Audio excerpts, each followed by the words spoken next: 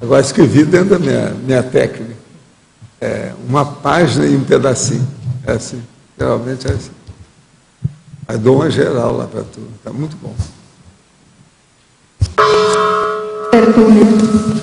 Meu boa tarde aí para todos. Hoje é 11 de setembro de 2010, sábado. Quer dizer, o dia do terrorismo, né? Foi há 9 anos, não é isso?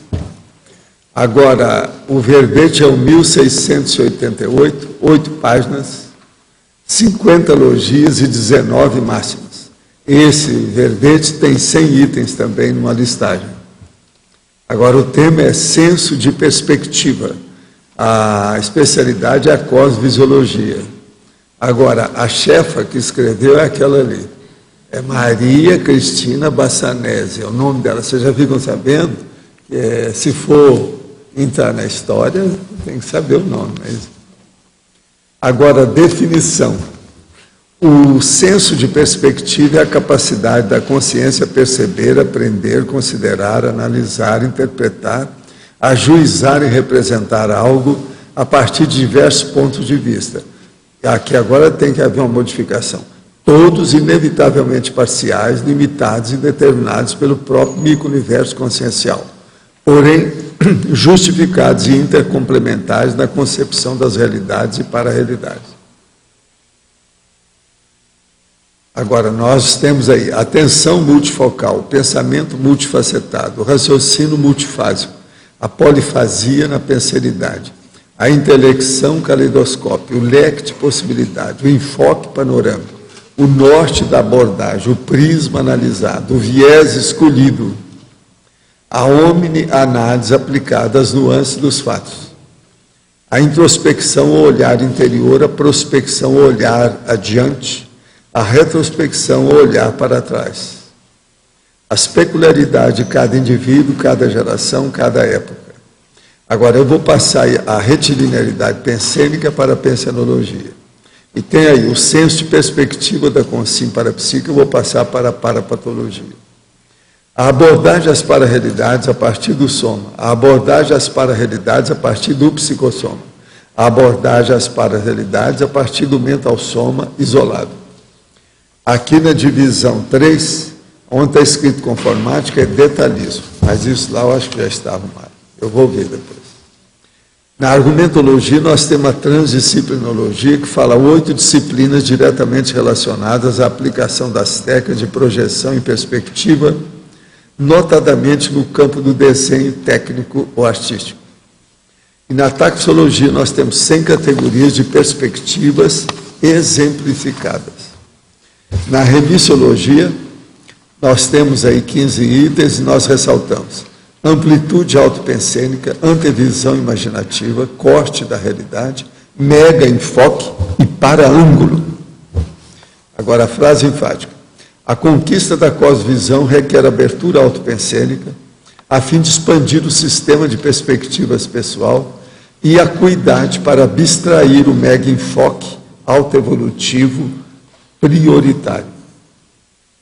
Como se posiciona você quanto ao senso de perspectiva? Qual acuidade tem você dos próprios pontos de vista? Você consegue perceber facetas não consideradas por outros? O posiciona, a palavra está errada, não vou ver lá. E vida é vista, aqui, no caso. Agora, pergunta. Existe dimensão pior do que a baratosfera? O senhor falou que as consciências transmigradas vão para planeta pior do que a Terra. Você conhece algum planeta que recebe essas consciências? Existem consciências transmigradas para planeta mais evoluído que o nosso? Se puder falar um pouco sobre isso, ficaria grato. O caso é o seguinte, pior do que a baratosfera não tem nada não. A baratosfera já é tida como um infernão. Agora, as consciências que vão para outro planeta, ela é evolutivamente inferior à Terra. Isso é outra coisa, não quer dizer que seja baratosfera. São planetas que estão, quase sempre é um planeta só que estão indo para lá, e que estão mais ou menos no nível da época do Cro-Magnon, aqui na Terra, é mais ou menos desse nível. Então a pessoa vai ter uma regressão dentro do processo que ela mesma já regrediu. Então ela precisa disso. Agora, sair gente daqui mais evoluído para outro planeta é só serenão, só sai daqui como serenão. Enquanto você não dominar essa situação toda, ou você vai para um planeta inferior, ou vai ficar por aqui mesmo. E vai ter que aguentar aí o Arlindário, né, essa turma toda do Tri Parada Dura, etc. Tal, e a gente também. Se não existe o livre-arbítrio para ser o dom do nosso pensamento e emoções, vejo que estamos presos a uma teia. Onde isso nos levará à evolução? Não. E nós não pensamos assim, não. Toda pessoa tem livre-arbítrio, é um livre-arbítrio relativo. Se ela procede bem, de acordo com os fluxos das manifestações do cosmos, ela amplia o livre-arbítrio. Se ela procede errado, ela fecha o livre-arbítrio e vê o determinismo em cima dela. A vida é feita desse jeito. Isso é que é a evolução. Agora, de que forma a minha consciência, ou melhor, aonde nossas consciências nos levarão, no caso, né? O caso todo é o seguinte: vai nos levar para sermos conscientes livres. E a gente não sabe o que acontece depois disso. Porque a hora que a pessoa perde o psicossoma, ela fica de mental soma, a gente não sabe como é que funciona. Ou justamente um dos motivos de estarmos aqui é sabermos lidar com esse paradoxo de evoluir usando a dicotomia. Sim, é isso mesmo. Será que além de um sistema que já nos tolhe o nosso livre-arbítrio e evolução, nessa dimensão física, ainda somos assediados por energias não físicas, dificultando ainda mais a nossa evolução? Sim, Bidu, isso é o óbvio, é o que nós falamos, é o estado vibracional que você precisa dominar. Existe realmente o livre-arbítrio? Sim. O livre-arbítrio é engodo? Não. É engodo para o ditador, que ele é um boboca, que ele acha que ele domina o mundo. Ou temos um livre-arbítrio relativo? Sim, temos um livre-arbítrio relativo. É isso aí. Fiz o CIP, curso integrado de projeciologia em Curitiba, onde resido, e me interesso muito pela conscienciologia e projeciologia. Há um ano, minha mãe dessomou e eu gostaria muito de ter um contato com ela ou uma informação de como ela está. O que faço? A primeira coisa é o seguinte: pensa positivo no assunto, fora de horas, para não ser sempre o mesmo horário, e deixa as coisas acontecer. Não força a barra, não. Ela tem que seguir o destino dela. Se tiver interesse, ela tem contato com você, ou até os amparadores fazem isso. Estabelece o contato. Sinto que posso estar assediado por alguma ou algumas consciências mal intencionadas. Me sinto travado mentalmente, sem solução para questões propostas e sem ideias práticas. Ainda mais, sinto um desconforto muito grande nas regiões do pescoço e ombro, principalmente na nuca. Posso estar assediado? Como resolver isso? Olha, é óbvio que você está obsidiado. Você está falando tudo como é que é o assédio, inclusive o processo da nuca. A nuca é um chakra secundário nucal da região da nuca e é típico do processo de assédio. É isso aí que você está fazendo. Mexa nas energias, estado vibracional para você. Aprendi nos cursos do IPC a entrar em estado vibracional, mobilizando as energias até a cabeça e as movimentando no sentido da cabeça até os pés. Quando faço isso, logo sinto as energias fluir pelo meu corpo e quando estão em alta velocidade, sinto tremores e nistagmo. Gostaria de saber se isso realmente é um fenômeno bioenergético ou apenas algo fisiológico desencadeado pela minha vontade. É as duas coisas. É um fenômeno bioenergético desencadeado pela sua vontade, que é também um processo parafisiológico. Isso é energia consciencial. Ele está aqui mostrando a realidade sem saber nada dela. Teoricamente ele já sabe, na prática também ele sabe, mas não juntou uma coisa com outra. Então pensa bem, leve o estado vibracional para mais, que você vai aumentar isso cada vez mais. Daqui a pouco você vai entrar na mega euforização. O novo modismo chamado eyeballing consiste em julgar vodka no olho, visando potencializar os efeitos do álcool. Essa brincadeira pode levar à cegueira, segundo os oftalmologistas. Especialistas em jovens e adolescentes alegam que para se enturmar e ser aceito pelos amigos, muitos jovens aderem a esse tipo de comportamento. Ou seja, arrisca sua integridade física para receber aceitação. Gostaria que o senhor comentasse essa explicação. Esses jovens são os bobocas, eles devem mudar os círculos de relações.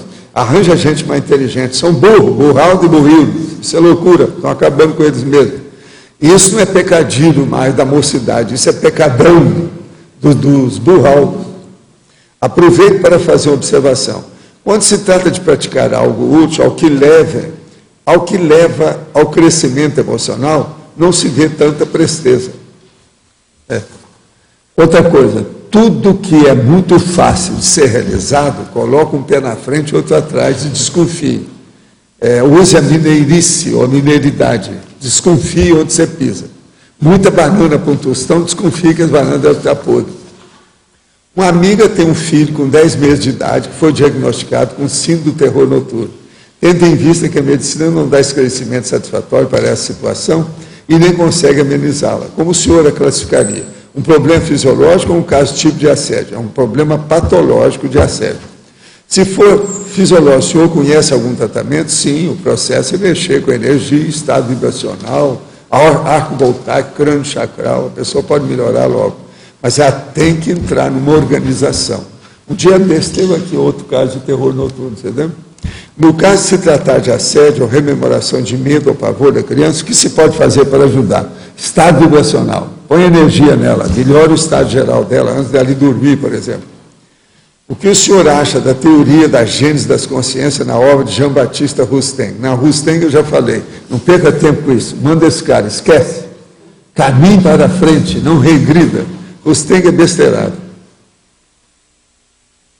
Eu estou sabendo aqui que o Marcos Evander e a Yara Márcia, que estão aqui, eles são coordenadores do IPC de Brasília e organizador do primeiro congresso de projeciologia em 91. Estão retomando as atividades, são retomadores. Onde é que eles estão? Ah, estão ali. Agora que eu estou vendo. Parabéns para esse povo aí. Os dois. Marcos, você está um pouco diferente. Está mais forte. Você está um pouquinho mais forte do que eu te conheci. Essa é você mesmo, eu estou vendo que é você. Você está na dimensão. Vamos trabalhar. Quer dizer que você agora é retomador de tarefa, é isso? Foi você que teve um psicólogo que falou besteira a meu respeito, a respeito da Conscienciologia, lembra? Não. Foi. Tinha um cara lá que era doido em Brasília. Eu lembro dessa história, nunca pude esquecer aquele sujeito. Pois é, mas é um psicólogo.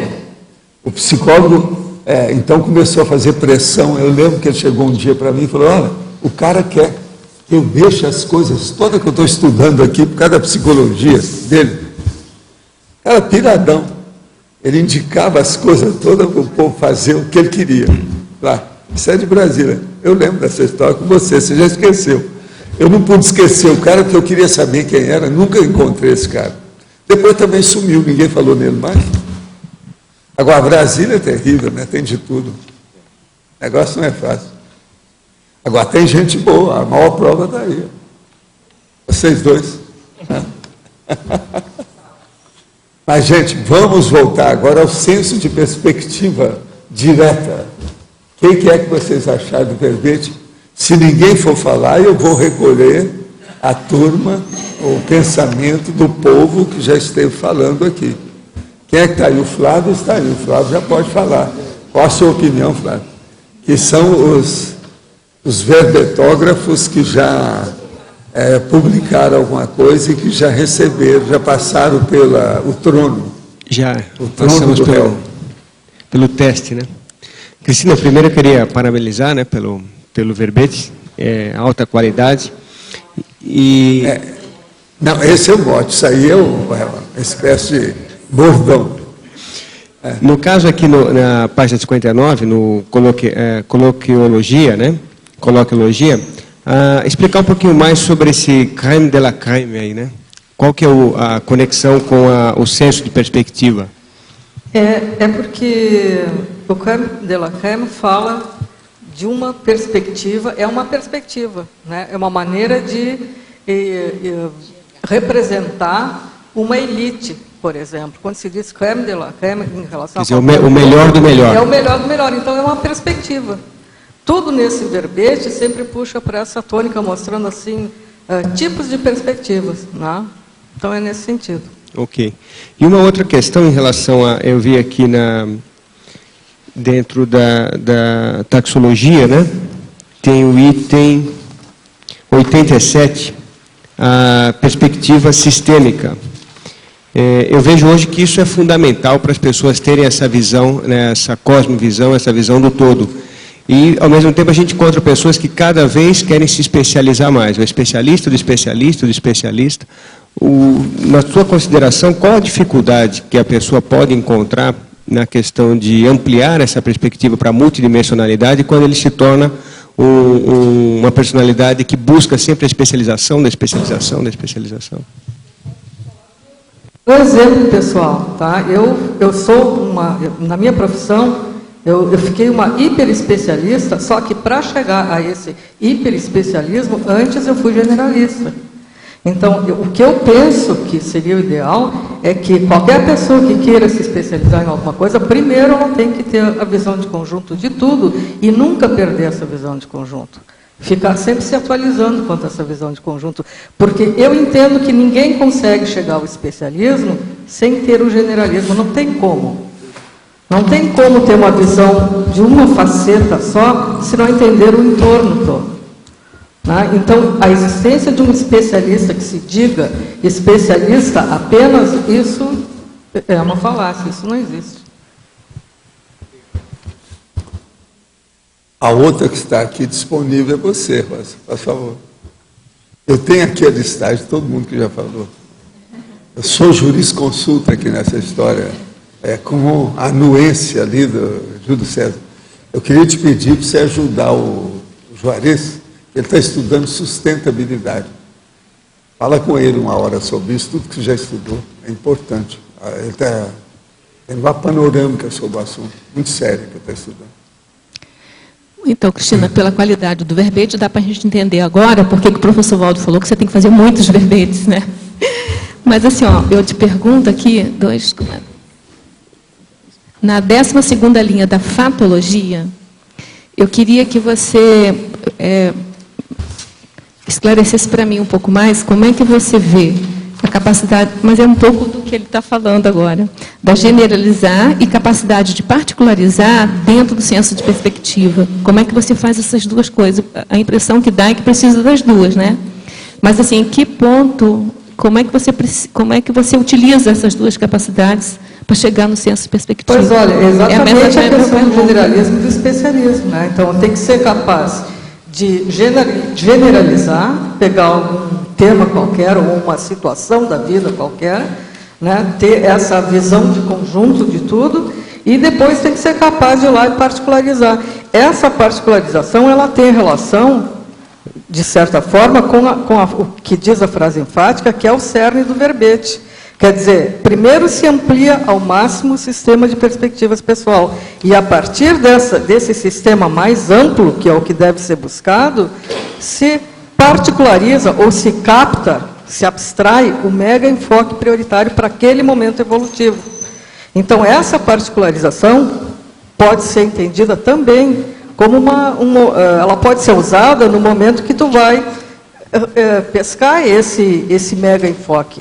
Tá, então assim, o senso, isso que você falou, é um processo de você encontrar o senso de perspectiva, mas o senso de perspectiva está na particularização ou está no processo como um todo? Entendeu a minha pergunta? Aqui na fatologia, o que mostra, todos esses itens mostram assim, várias formas de se entender perspectiva.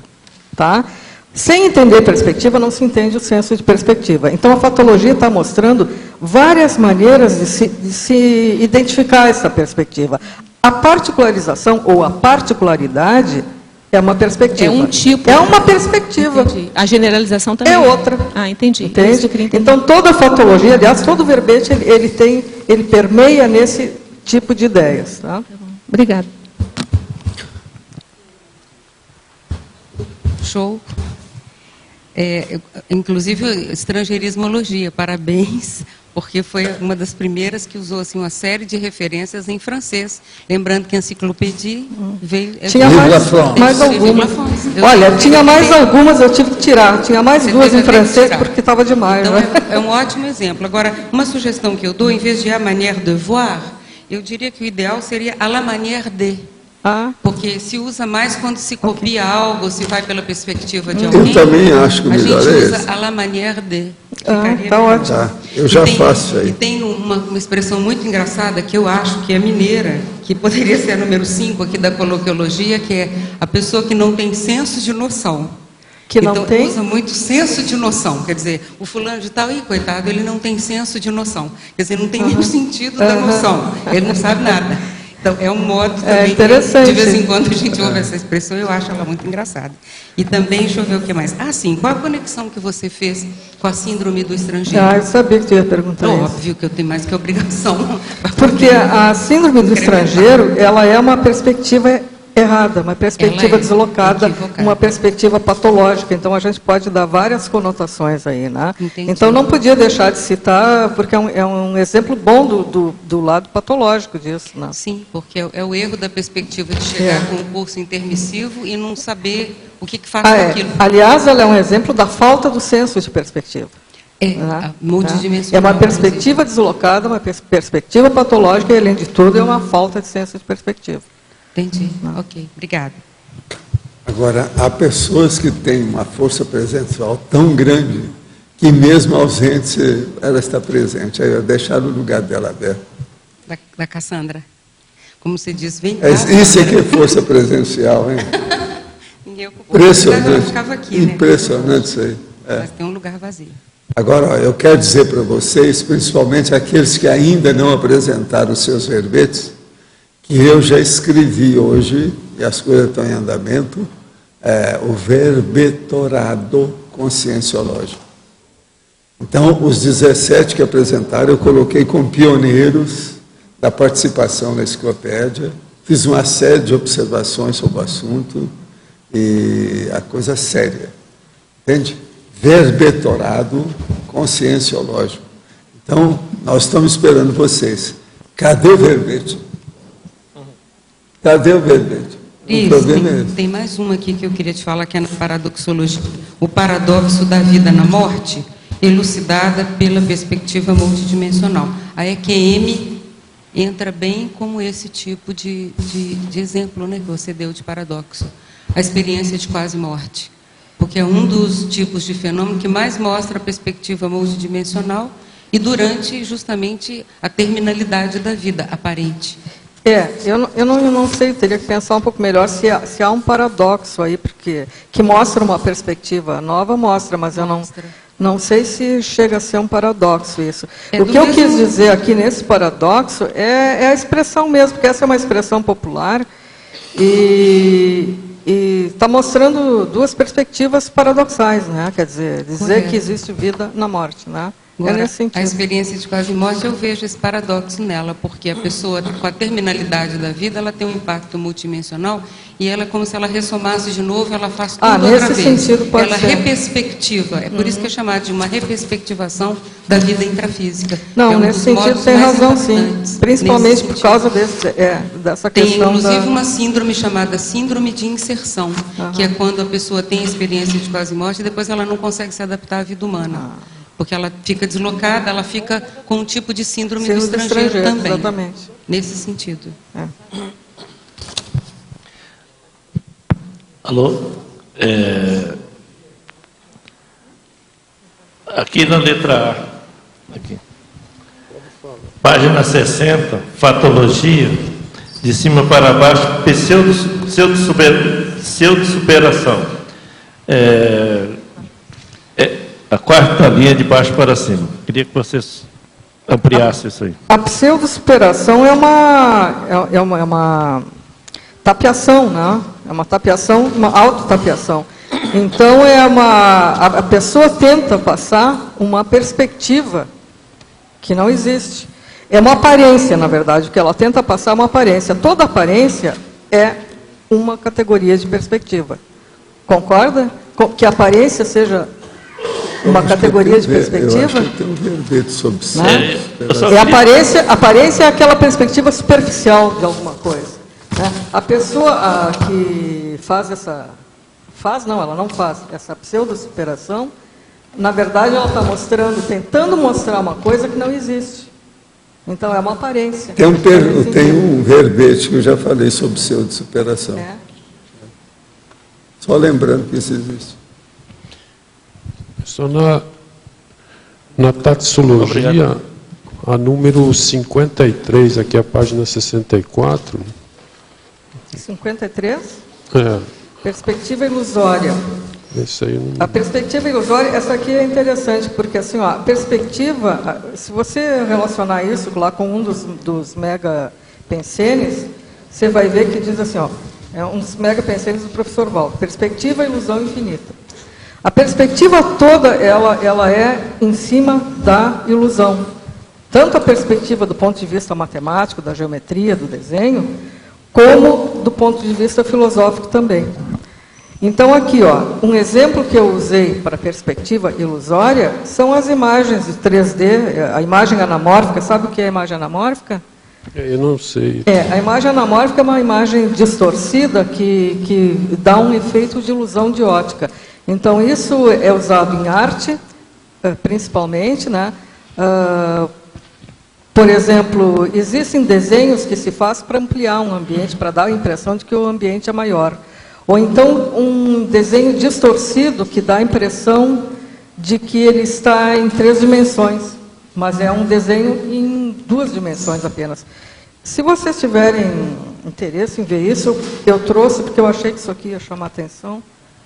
Eu tenho aqui alguns exemplos de desenhos desses, que eu tirei da internet, que são artísticos. Depois eu posso passar, para vocês darem uma olhadinha nisso. Eu não sei se deu para entender. Agora, pelo que eu entendi, o efeito de 3 dimensões aqui, ela produz certas ilusões, é isso? O efeito 3D já é uma ilusão de ótica. Ou ela já é ilusão em si? O efeito 3D, vê bem, um objeto qualquer tridimensional, quando ele é representado num papel, ou numa tela, ou numa parede, que seja, ele vai ser representado em 2 dimensões, certo? Ele vai estar em 2 dimensões. Então, se ele dá aquele efeito de realismo, ou o efeito de 3 dimensões, isso é uma ilusão de ótica. E isso também tem relação com esse estrangeirismo que está aqui na frente, que é o trompe l'œil, que é uma técnica de pintura usada em arte, que é baseada nesse efeito realístico também de ilusão de ótica. Agora, talvez vendo sei lá, isso você vai apresentar isso, daria para entender melhor. Mas eu achei, como isso assim, ó, é difícil de falar, porque teria que ver os desenhos, né, para entender o que é esse efeito 3D. Não sei se é bom eu ver a parte ou aqui na... Não, eu passo. Pode passar, para o pessoal olhar. Só quer olhar primeiro?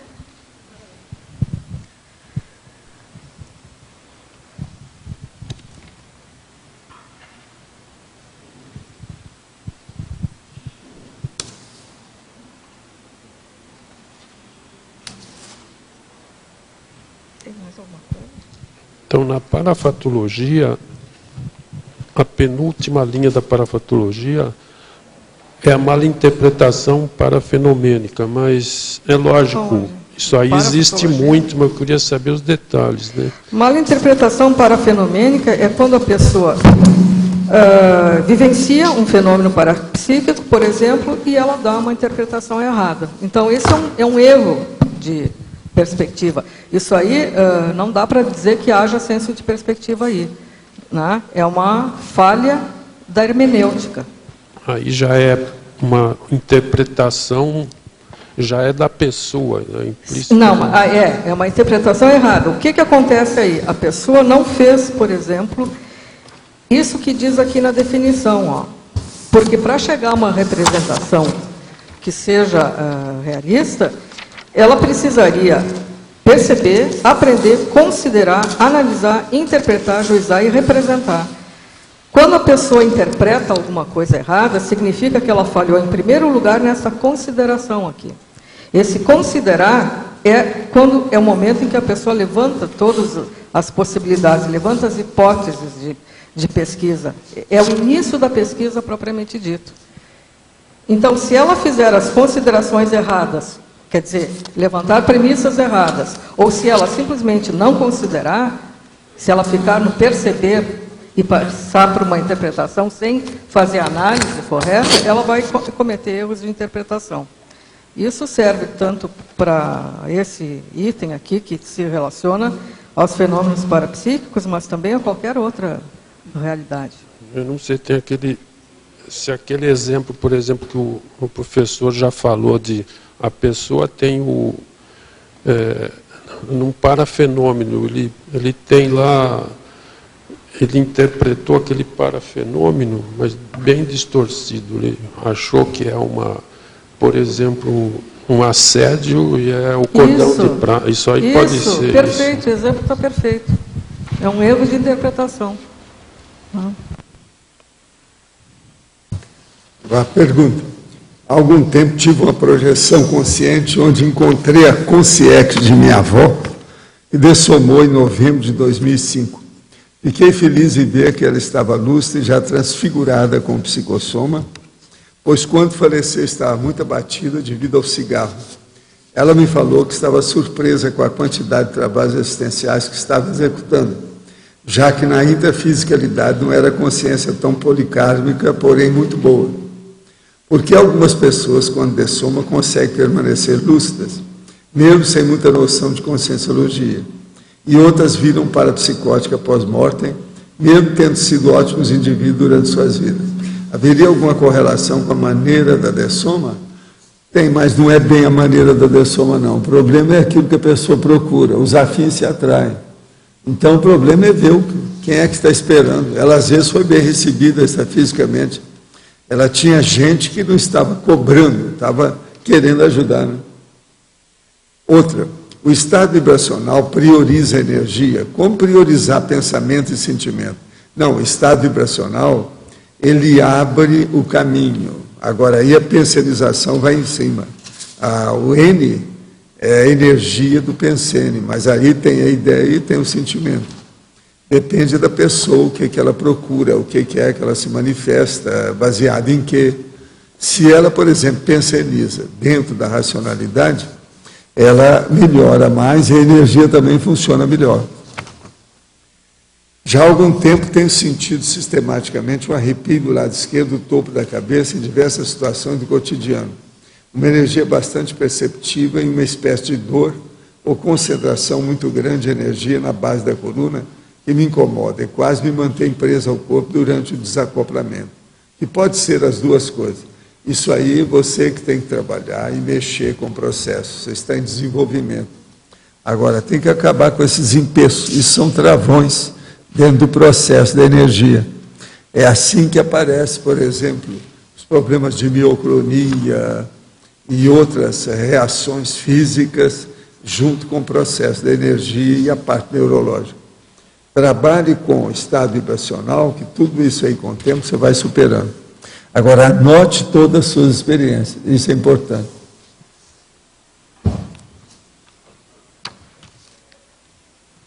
Não sei se na questionologia foi falado ali que está A posicionamento. Isso, tá.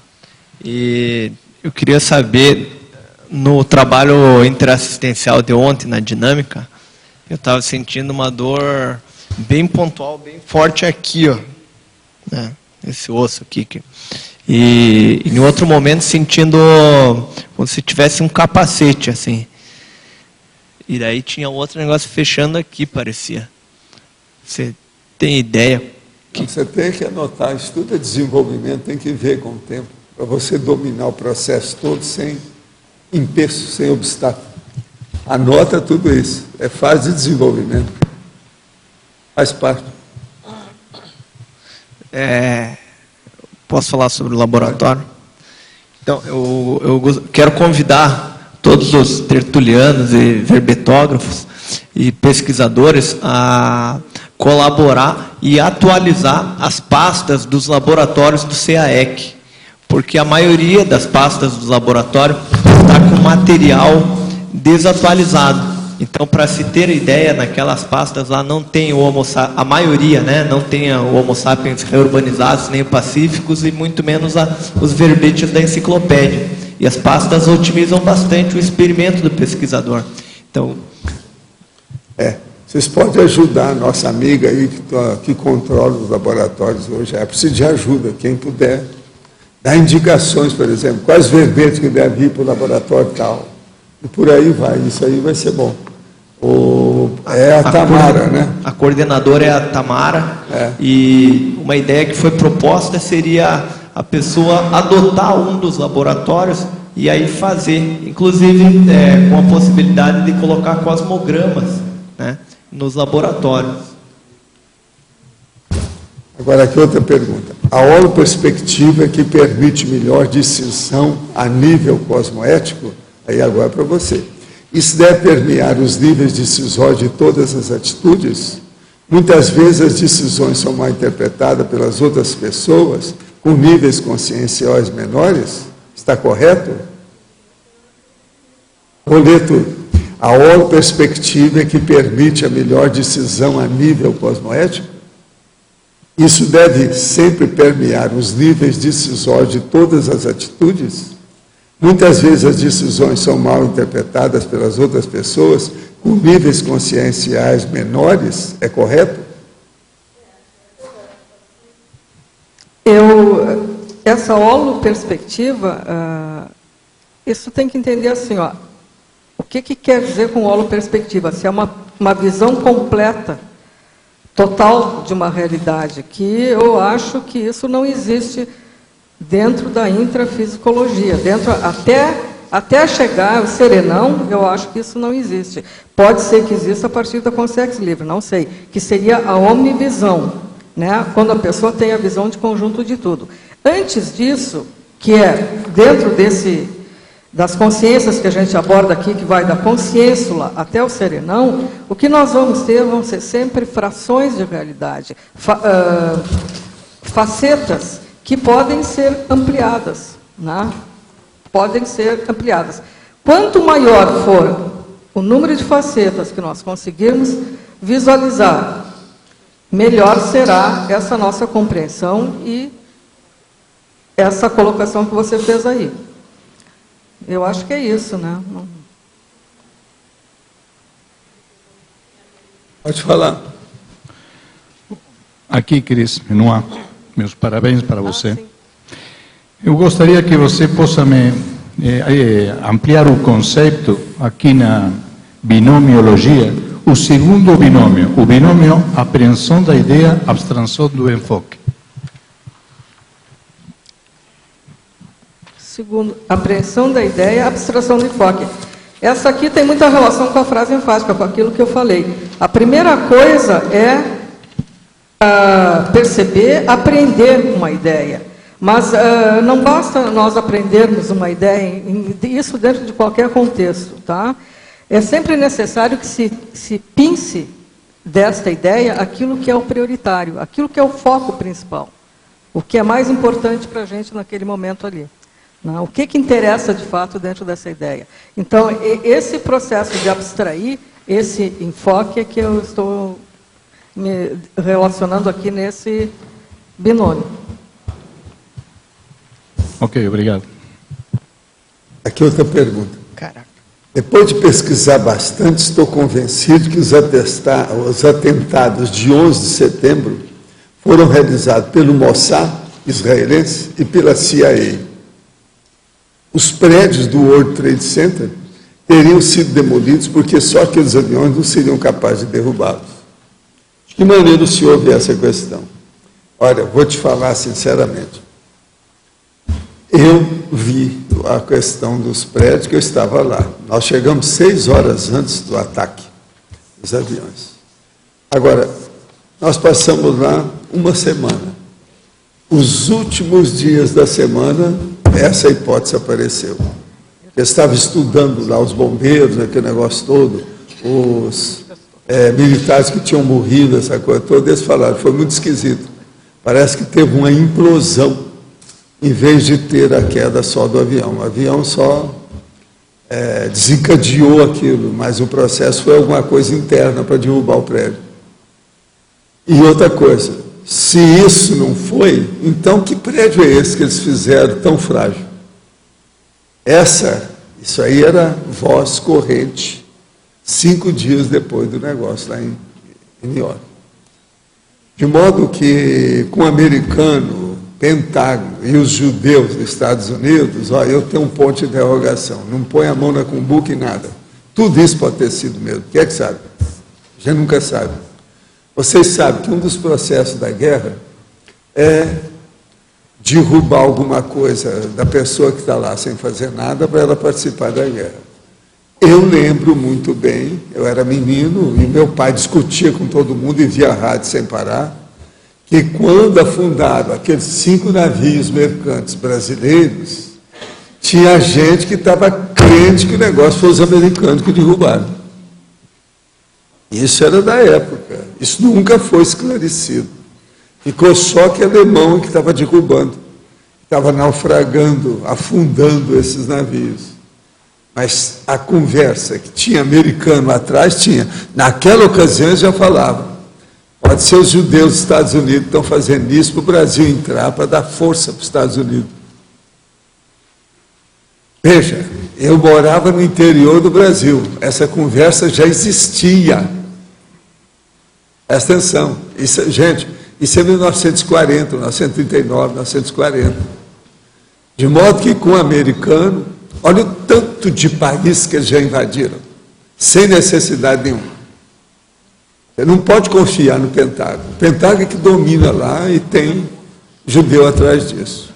O Estado de Israel, na verdade, é mais um Estado americano. É assim que eu sempre interpretei a situação. Por isso que os americanos não dão conta em nada, porque são dominados pelo dinheiro, a potência e a inteligência dos israelenses. De modo que essa conversa aí, teve gente que estava até provando, falando, depois houve muito debate sobre isso, mas depois serenaram isso aí. Muita gente serena devido ao FBI, né? Quando chega nisso, a CIA escala a boca, porque muita gente que morre, ninguém sabe como.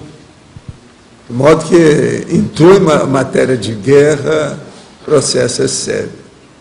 Agora, é muito estranho, por exemplo, a reação do Bush, logo em seguida, para combater os negócios, o negócio da Al-Qaeda, e etc. tal, a invasão do Iraque, a invasão do Afeganistão, tudo muito estranho. Isso aí, tudo é desse jeito.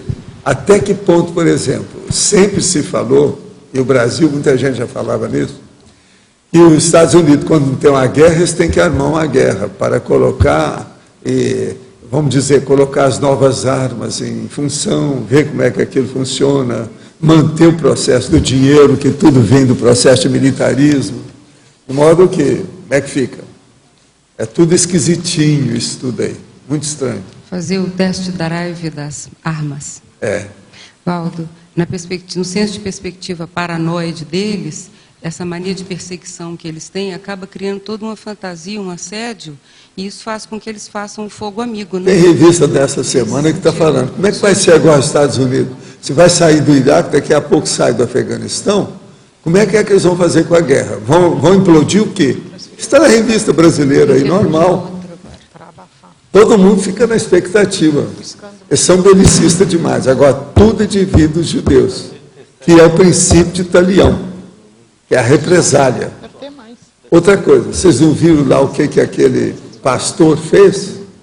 Eu agora digo para vocês, eu sou de Minas Gerais, né? Sou desconfiado. Né? E outra coisa, já tive muito contato com gente da CIA, gente do Pentágono, essa coisa toda. Médiuns que trabalharam com esse povo, russos, etc. tal. Então, como é que fica aquele negócio daquele pastor? Ontem, estava lá a Neuberg, falando lá no Globo News, e falou assim, mas como um pastor desse desconhecido, pequenininho, dentro de uma aldeia, e ele mexe no mundo inteiro? Eu cá comigo, se eu estivesse lá, ia falar para ela, vem cá, você não acha que o Pentágono às vezes está atrás disso, não? Alguém foi enviado para lá? Não há uma infiltração nesse pastor, não? O pastor tinha lá 50 mil pessoas, parece que ele ficou com 20, ou tinha 50 pessoas, ele ficou com 20 só, todo mundo se afastou dele. Parece que era só 50 a equipe dele. É isso mesmo que eles falaram. Ficou com 20. Agora veja, atrás do pastor, para fazer isso, vocês não acham que tem uma cabeça maior do que ele? Diz que o cara é até meio boboca, mesmo já colocaram tudo de propósito. Ele usa uma barba esquisita, só com um pedaço de cada lado aqui, assim, ó. Entende? De modo que isso é um processo bélico, os Estados Unidos e a condição que nós estamos vivendo na Terra hoje. Valdo, só um detalhe interessante é que ele começou a usar um revólver .40.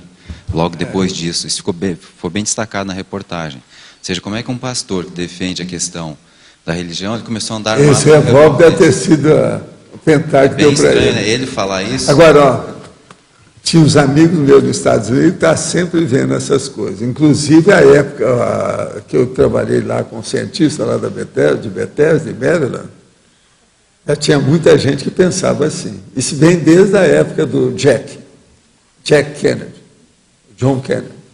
O negócio é antigo. Entende? Naquela ocasião, a gente já tinha essas ideias com um monte de coisa. Eu não vi mudar nada. Agora, por exemplo, uma coisa que vocês podem fazer é examinar qualquer coisa grande que ficou obscura com essa hipótese. Vocês vão ver que uma série de hipóteses são esclarecidas na hora. Isso é terrível, a gente pensar nessa história toda. No livro Projeciologia, página 117, o senhor assevera que o projetor deve ficar com a mente vazia quando projetado. Por quê? O que significa ficar com a mente vazia? A mente vazia é o seguinte, é ficar em tábula rasa, é ficar disponível e observando tudo, para você não ter a priorismose, porque senão a pessoa vai com a priorismose dessa, ela volta para o corpo, ela não fica lá.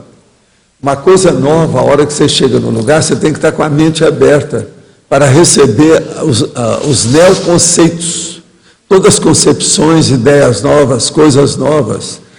Tem que ter a neofilia. O problema da mente vazia é a neofilia. É a pessoa gostar da coisa nova. Se ela começar a ter medo disso, daquilo, ou pensar no corpo ou na matéria, ela volta para o corpo. Estou em uma fase da minha vida de muita indecisão sobre assuntos a pesquisar e estudar.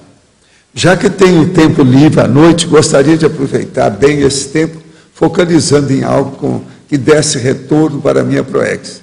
Que exercício o professor sugere para eu conseguir entrar em contato com os amparadores, para que através deles tenha uma melhor clareza sobre essas minhas dúvidas? A primeira coisa, leia aquele livrinho meu, que é um manual dedicado ao povo, que chama Nossa Evolução. Através daquilo pode te dar alguma ideia. Agora, se você quiser uma coisa mais profunda, pega 700 experimentos da Conscienciologia. Vai te dar uma ideia. Utilize nas entrevistas mensais que faço em uma rádio local, temas de entrevista retirada das tertúlias, além das entrevistas existentes no YouTube sobre Conscienciologia. Quero dizer, não há quase nada meu. É mais cópia de entrevistas suas e de outros conscienciólogos. Isso demonstra, como diz meu, estagnação? Não. A partir disso, você vai caminhar para lá. Daqui a pouco você está sabendo mais do que a gente. Caminha por aí, né? Tem que insistir. Professor, Cris. Pode falar. Gostaria de fazer uma pergunta para a Cristina. Eu vi que você colocou aqui, Cristina, na fatologia, na quarta linha de baixo para cima, você colocou preconceito. Eu pergunto para você se caberia também o tabu. Se está dentro da mesma linha de pensamento. Eu acho que cabe, sim. Qual seria seu argumento para... Não, eu estou perguntando para você. Tá, não, mas eu quero saber por que você pensou em tabu. Porque eles estão quase idênticos. Não, eles não são parecidos, não. Nesse sentido, não. Preconceito é uma coisa. Sim, eu sei que preconceito é uma coisa, tabu é outra, mas eu pergunto para você. O preconceito, ele é uma perspectiva errônea, tá certo? Ele é uma perspectiva que foi baseada numa premissa falsa. Sim. Foi uma conclusão que se chegou a partir de uma premissa falsa. A pessoa não aprofundou, então ela chega a uma interpretação errada. Agora, o tabu, ele pode ser considerado talvez um tipo de perspectiva. Vamos pensar como? Porque, em primeiro lugar, ele é algo falso também. Em geral, tem algum tipo de religião envolvida nisso, não tem? Algum tipo de doutrina ou alguma coisa? Pode ter, ou não, pode ser tabu social. Tem várias áreas do conhecimento. Tem na política também. Se ele tiver um preconceito embasando, aí já entraria aqui. Se ele tiver uma ideologia do tipo uma seita, que está por trás disso, também já poderia entrar. Mas de certa forma, eu acho que fica um pouco distante a relação. Não fica tão óbvia como aqui no caso preconceito. Ok. É que assim, ó, se a gente for analisar, tudo envolve perspectiva, não tem nada. Por isso que essa listagem aqui do final, ela poderia ser expandida assim, indefinidamente, porque tudo na manifestação da consciência envolve perspectiva. Então, se a gente quiser, a gente encontra associação de ideias com tudo isso. Certo? Cristina, okay. Obrigada. Aqui, sim? Na sua frente. Na sua frente. Ah, na minha frente, tá bom. Eu gostei muito do verbete e eu queria sugerir, nas técnicas, que você colocasse a técnica da enumerologia.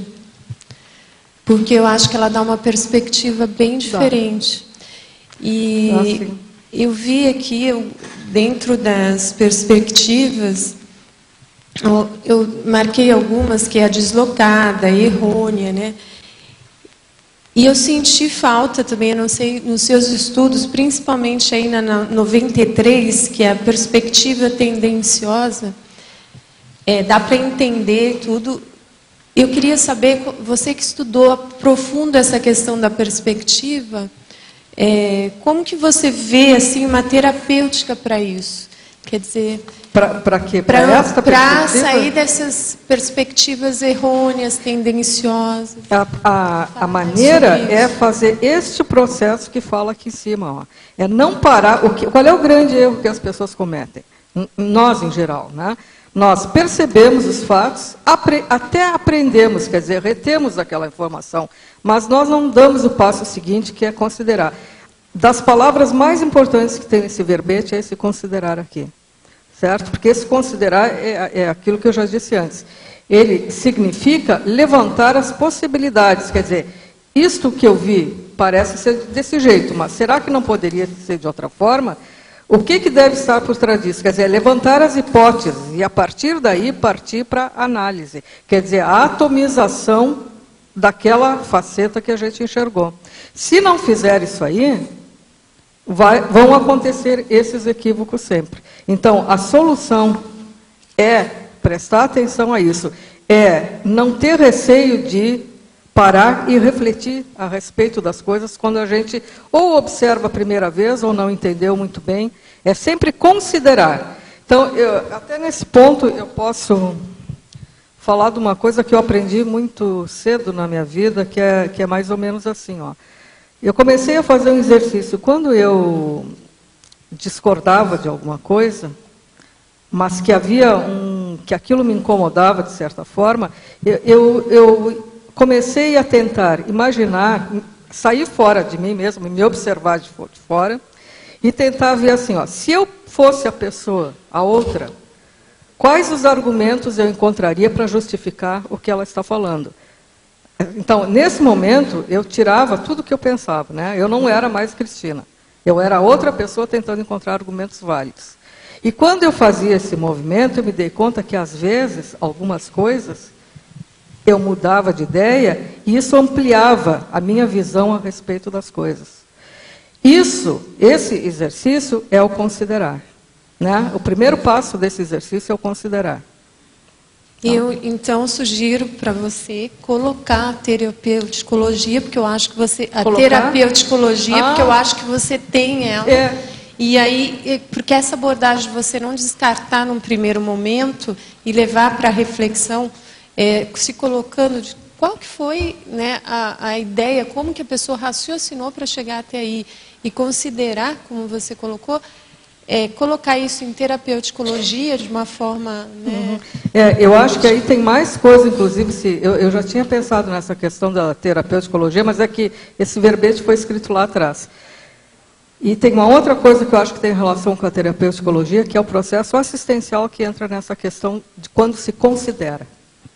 Né? Porque não dá para fazer assistência ao outro sem considerar o que está acontecendo com ele, os pontos de vista dele, ou a situação dele, a perspectiva dele. Certo? Maria Cristina, aqui no ar. Aqui no Mega Pensenologia, você colocou perspectiva, ilusão infinita. Quando eu olhei isso aqui, assim, comparando, se eu for olhar os outros, pareceu que a perspectiva, assim, tá como se toda perspectiva fosse negativa. Aí você colocou aqui antes, ampliemos nossas perspectivas, ainda no Megapensenologia. Parece, aí se perspectiva é uma ilusão infinita, parece que você está dizendo para ampliar as nossas ilusões infinitas. Sim, mas o que não é ilusão? Por exemplo, nessa vida intrafísica, a gente não, até da filosofia não diz que é Maia, por exemplo.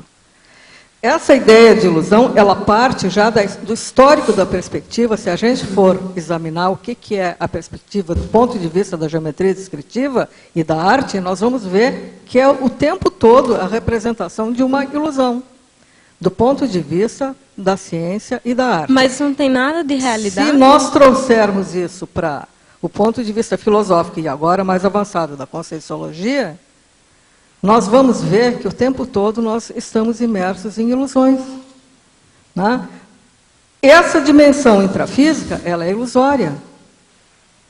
A dimensão extrafísica seguinte, até certo ponto, eu acho que também dá para dizer que ela é ilusória. E é isso aí que a gente chama, que é o incenso de perspectiva. Ou incenso. Incenso. Ah, que interessante. E outra coisa, a gente tem que caminhar para o consenso da perspectiva. Então, são os dois extremos. Agora, o incenso é porque, você sabe, sai no ar, você está entendendo como é que é? Ofusca a visão, perturba a cabeça. É um incenso de perspectiva. Não, gostei do binômio já. O binômio, né? Incenso, você pode pôr aí, eu já escrevi sobre isso. É o incenso e consenso. Incenso de perspectiva. É incenso e consenso. O processo todo é antagonismo. Hein? Eu já escrevi sobre antagonismo. Por exemplo, o negócio de incenso, o povo brinca com isso, mas ele dá câncer, o incenso. E outra coisa, tem aquela senhora que queria ir para os nossos laboratórios levando o incenso, que ela só sabia se concentrar com incenso. Então, é um problema. É um problema bem down. É o hollow profile, quer dizer, um perfil raso, baixo, das pessoas que pensam assim. No livro Projeciologia, o senhor comenta que os seres humanos, de modo geral, infelizmente, ajudam mais quando permanecem inconscientes, quando projetados. Em que esse projetor inconsciente pode ajudar mais? É aí que a pessoa não entende nada mesmo. Escuta só. Nós temos vários veículos de manifestação. O veículo que a gente usa mais, nesse nível aqui vulgar da evolução, chama-se psicossoma, que é o corpo dos desejos. A saída do corpo com a consciência lúcida, quase sempre é através do psicossoma. Então, o que se passa? Se a pessoa vai ser ajudada, e ela tem uma projeção assistida por amparador, os amparadores vão dar um jeito de intensificar as energias dessa pessoa, para quando ela sair, ela exteriorizar aquela energia numa potência de Itaipu, de alto nível. Então ela sai lastreada, pesada, carregada, está difícil, devido ao processo do peso, porque essa energia de bicho, se entra demais no psicossoma, aquilo pesa e atravanca, dificulta a manifestação da pessoa, principalmente quando ela está projetada. Por isso é que eu estava falando. Por exemplo, eu sempre saía desse jeito. Na década de 70 eu fazia isso quase todo dia, de manhã, de tarde, de noite, etc., dependia da hora, das situações. Mas o caso é o seguinte, eles me lastreavam, eu saía fora, chegava. A hora que eu tirava o lastro, que acabava aquele peso, a lucidez aumentava, aí eu poderia funcionar. Então, o psicossoma, se ele está lastreado, é bobagem. As pessoas não têm muita lucidez mesmo. De modo que assim é que a gente pode ajudar os outros. O que nós temos de melhor na gente é a energia de bicho, a energia animal, do bicho-homem. Porque é essa que precisa de ajudar as pessoas que são perturbadas devido à energia. E uma entrevista sua, bem antiga, no programa do Jô Soares, onde o senhor dizia que apenas 1% da população tem projeções lúcidas. e 99% não tem projeções. Conheço pessoas que afirmam ter projeções, não se interessam mais profundamente pela conscienciologia e nem fazer assistência. Primeira coisa, elas não têm projeção. Elas têm acessos a algum processo baratrosférico com assédio em cima delas.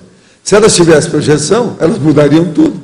A projeção é o fenômeno que muda o destino, as implicações, as abordagens, o destino, o encaminhamento, abre a consciência. Essas pessoas não abriram a consciência, não tiveram projeção coisa nenhuma. A maioria são oníricas. Agora, ter projeções não significa ser mais evoluído? Sim, é mais evoluído perante essa média da ROBEX, que é a robotização existencial, a massa humana impensante que está aí. É lógico que é. Mas projeções lúcidas. Acho que tenho o curso intermissivo porque as ideias da conscienciologia são muito claras para mim.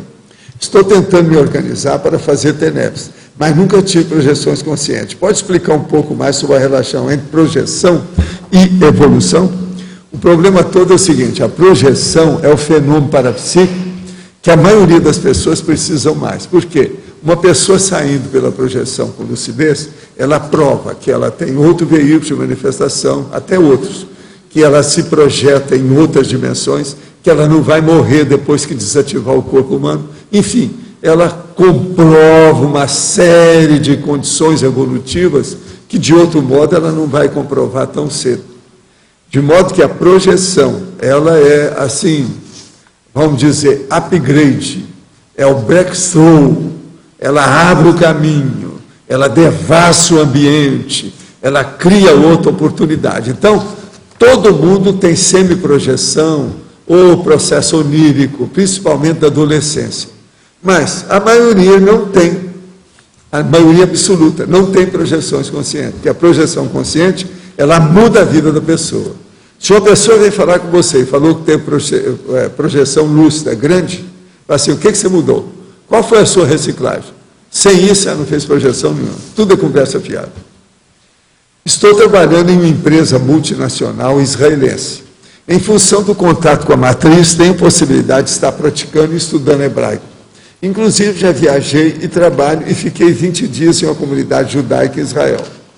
Em virtude que o professor já comentou sobre o poder dos judeus e a sua influência nos Estados Unidos, o senhor considera viável estudar hebraico, aproximar o contato com essa cultura, mesmo que eu tenha uma visão totalmente voltada para a conscienciologia? Ou isso é reflexo de culpa do cartório dos meus processos de Seriex passada com relação a esse povo? Não. A primeira coisa é o seguinte, está tudo certo.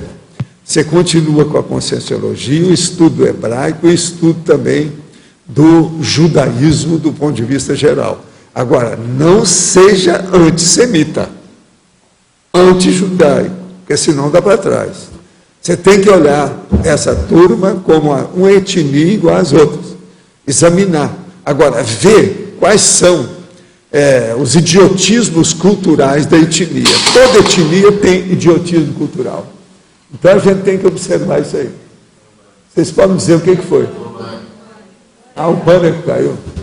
Deve ser algum processo judaico.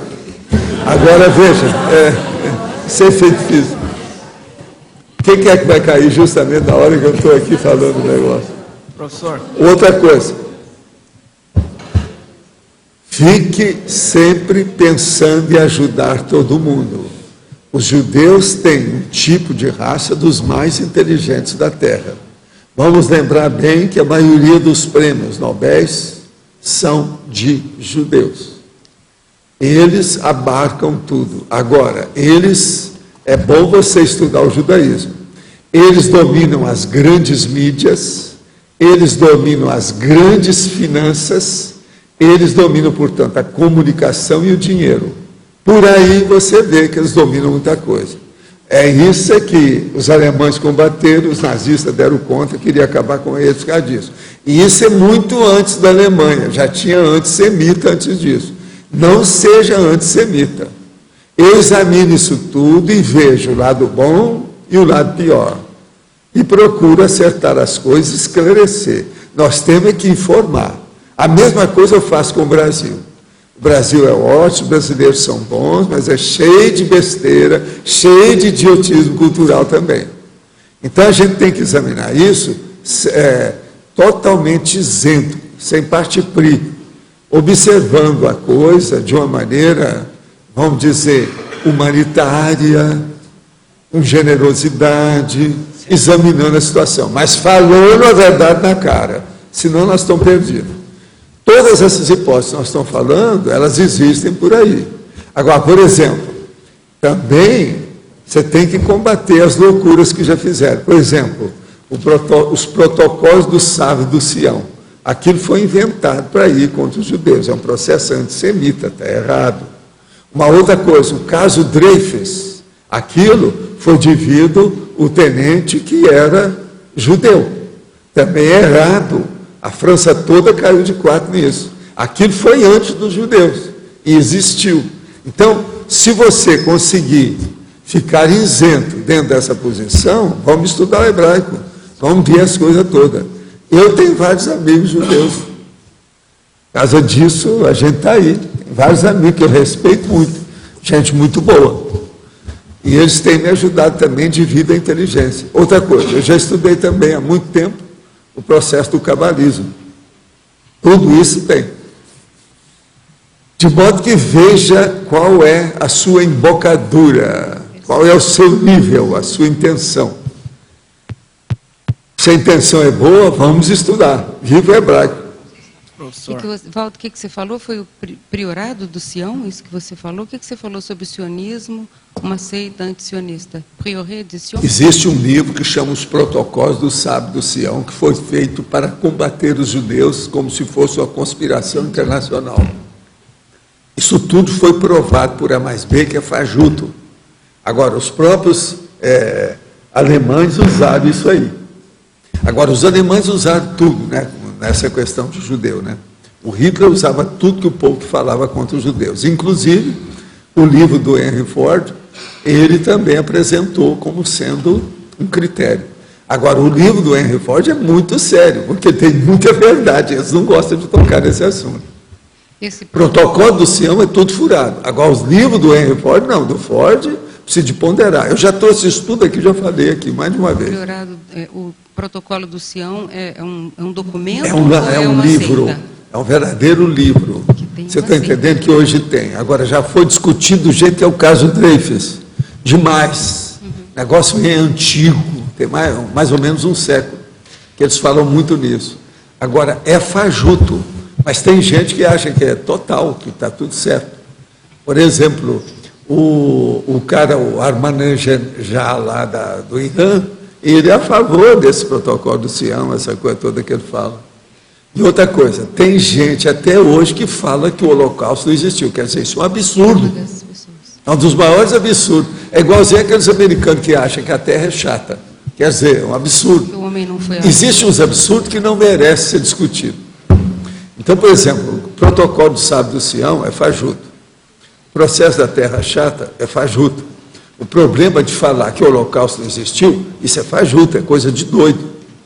Porque o processo todo existe, o negócio está tudo aí, tem documentos, tudo quanto é jeito, o povo tudo morreu, são milhões de pessoas. Então, isso tudo é tapiação.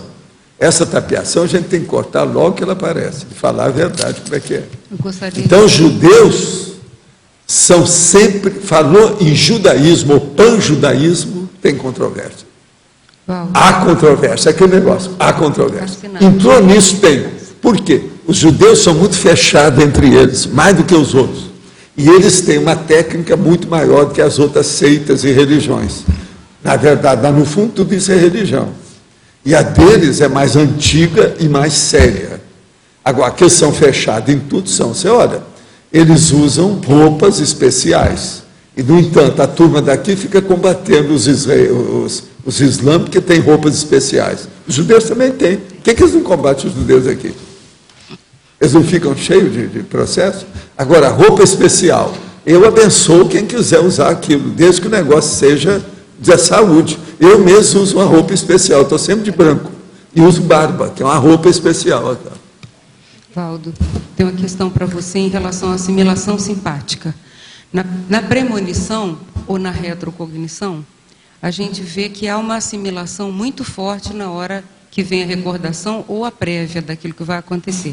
Que técnicas que Nostradamus utilizou para cortar essa assimilação quando ele previa essas catástrofes todas que aconteceram, algumas até já aconteceram? O problema todo é esse que a gente usa, é a técnica mesma que eu uso até hoje aí na história.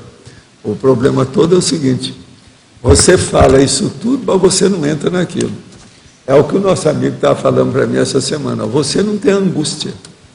É o que eu já combinei aí com o nosso processo de conflito. Eu tenho menos conflito que a média.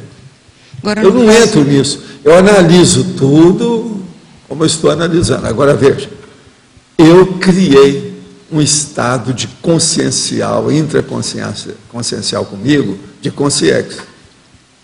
Todas essas minhas análises são de consciex. Se você se considera como consciex, você não erra tão cedo. Teve aquela consciex que falou para o Allan Kardec: quando você tiver com um problema muito grande, pensa que você é um espírito desencarnado e raciocina como espírito desencarnado, você vai mudar tudo. Agora, Valdo... Adivinha quem é que falou isso para ele? Você. Agora, me fala uma coisa. Isso afetou a saúde dele, do Nostradamus, naquele período? Ele evocar todas aquelas catástrofes futuras e ele ter as... Não, o problema dele é que ele tinha umas consciências que ajudavam a ele.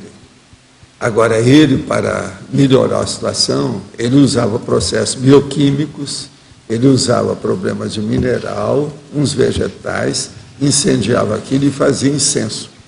O problema dele lá. E, através daquilo, ele tinha as visões mais fáceis. Igual que a gente vê uma nuvem e você vê a visão. Mas isso intoxicava ele? Não. Não. Porque ele fazia isso e abria a janela. Ah, pô. Tinha janela na casa. O processo era feito no andar de cima da janela e ele tinha uma trípode, onde ele trabalhava. Agora, a minha questão é, por que ele teve aqueles problemas de saúde? Não foi por assimilação com os fatos? Não, o problema de saúde não foi dele, é dos outros. Ele não tinha tanto problema de saúde, é tanto que eu acho que ele já tinha o macrosoma. Pelo seguinte, a família dele toda morreu na peste, e ele não. E outra coisa, ele não tratou só de uma peste, foi de várias. E por que ele não morreu? Ele teve todo mundo estava imunidade... morrendo em torno dele e o cara continuava. Agora, ele foi obrigado a viajar porque ele ficou desacreditado, totalmente, quase que no ostracismo lá pelas tantas. Por quê? Esse aí é um médico que não vale nada, porque a família dele toda morreu, ele não conseguiu curar nem a mulher dele, nem filho, então como é que fica? Isso é bobagem. Então, com isso, naquela época, você sabe, havia muito tabu, superstição, o processo da monarquia, ele começou a viajar. Agora, as viagens para ele eram muito boas, porque ele estudava muito o processo de vegetais e processos minerais, principalmente vegetais. E ele pôde andar em vários lugares que o povo nem sabe onde é que ele esteve. Ele viajou muito. Ele esteve pela Itália, tudo quanto é lado. Agora, depois, ele achou que talvez fosse um jeito de esclarecer, fazer as centúrias. Foi aí que ele começou a fazer as centúrias, de modo que o povo que sempre gostou de enigma, ele colocou um negócio enigmático para chamar a atenção. E é aí que começou a aparecer uma série de coisas. Agora, eles foram obrigados a admitir as coisas dele, porque alguns fatos que ele falou foram óbvios demais, não tinha jeito. Agora, o que ficou mais sério foi o caso do cara que morreu no duelo. E ele tinha avisado tudo como é que era. E outra coisa, tudo na base de versetos. Quer dizer, versos. Isso é que é o pior da história. Agora, a minha questão é sempre sobre a questão da assimilação. Veja, porque no desenvolvimento nosso... Ele era isento dessas coisas. Ele não tinha tanto problema. Não. Agora, a única coisa que ele tinha é o seguinte, ele era um cara mais introvertido e calado. Por isso que ele escrevia as coisas. Quem quiser interpreta isso aí, se vira.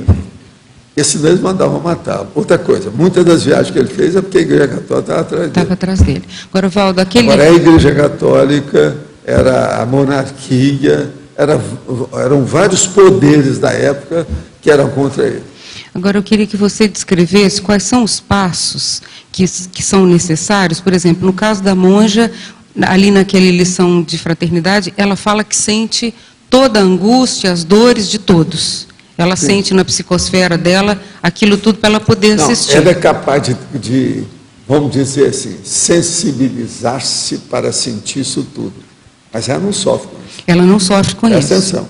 É a mesma coisa. Você é capaz de estudar esse processo todo, mas você não sofre com isso.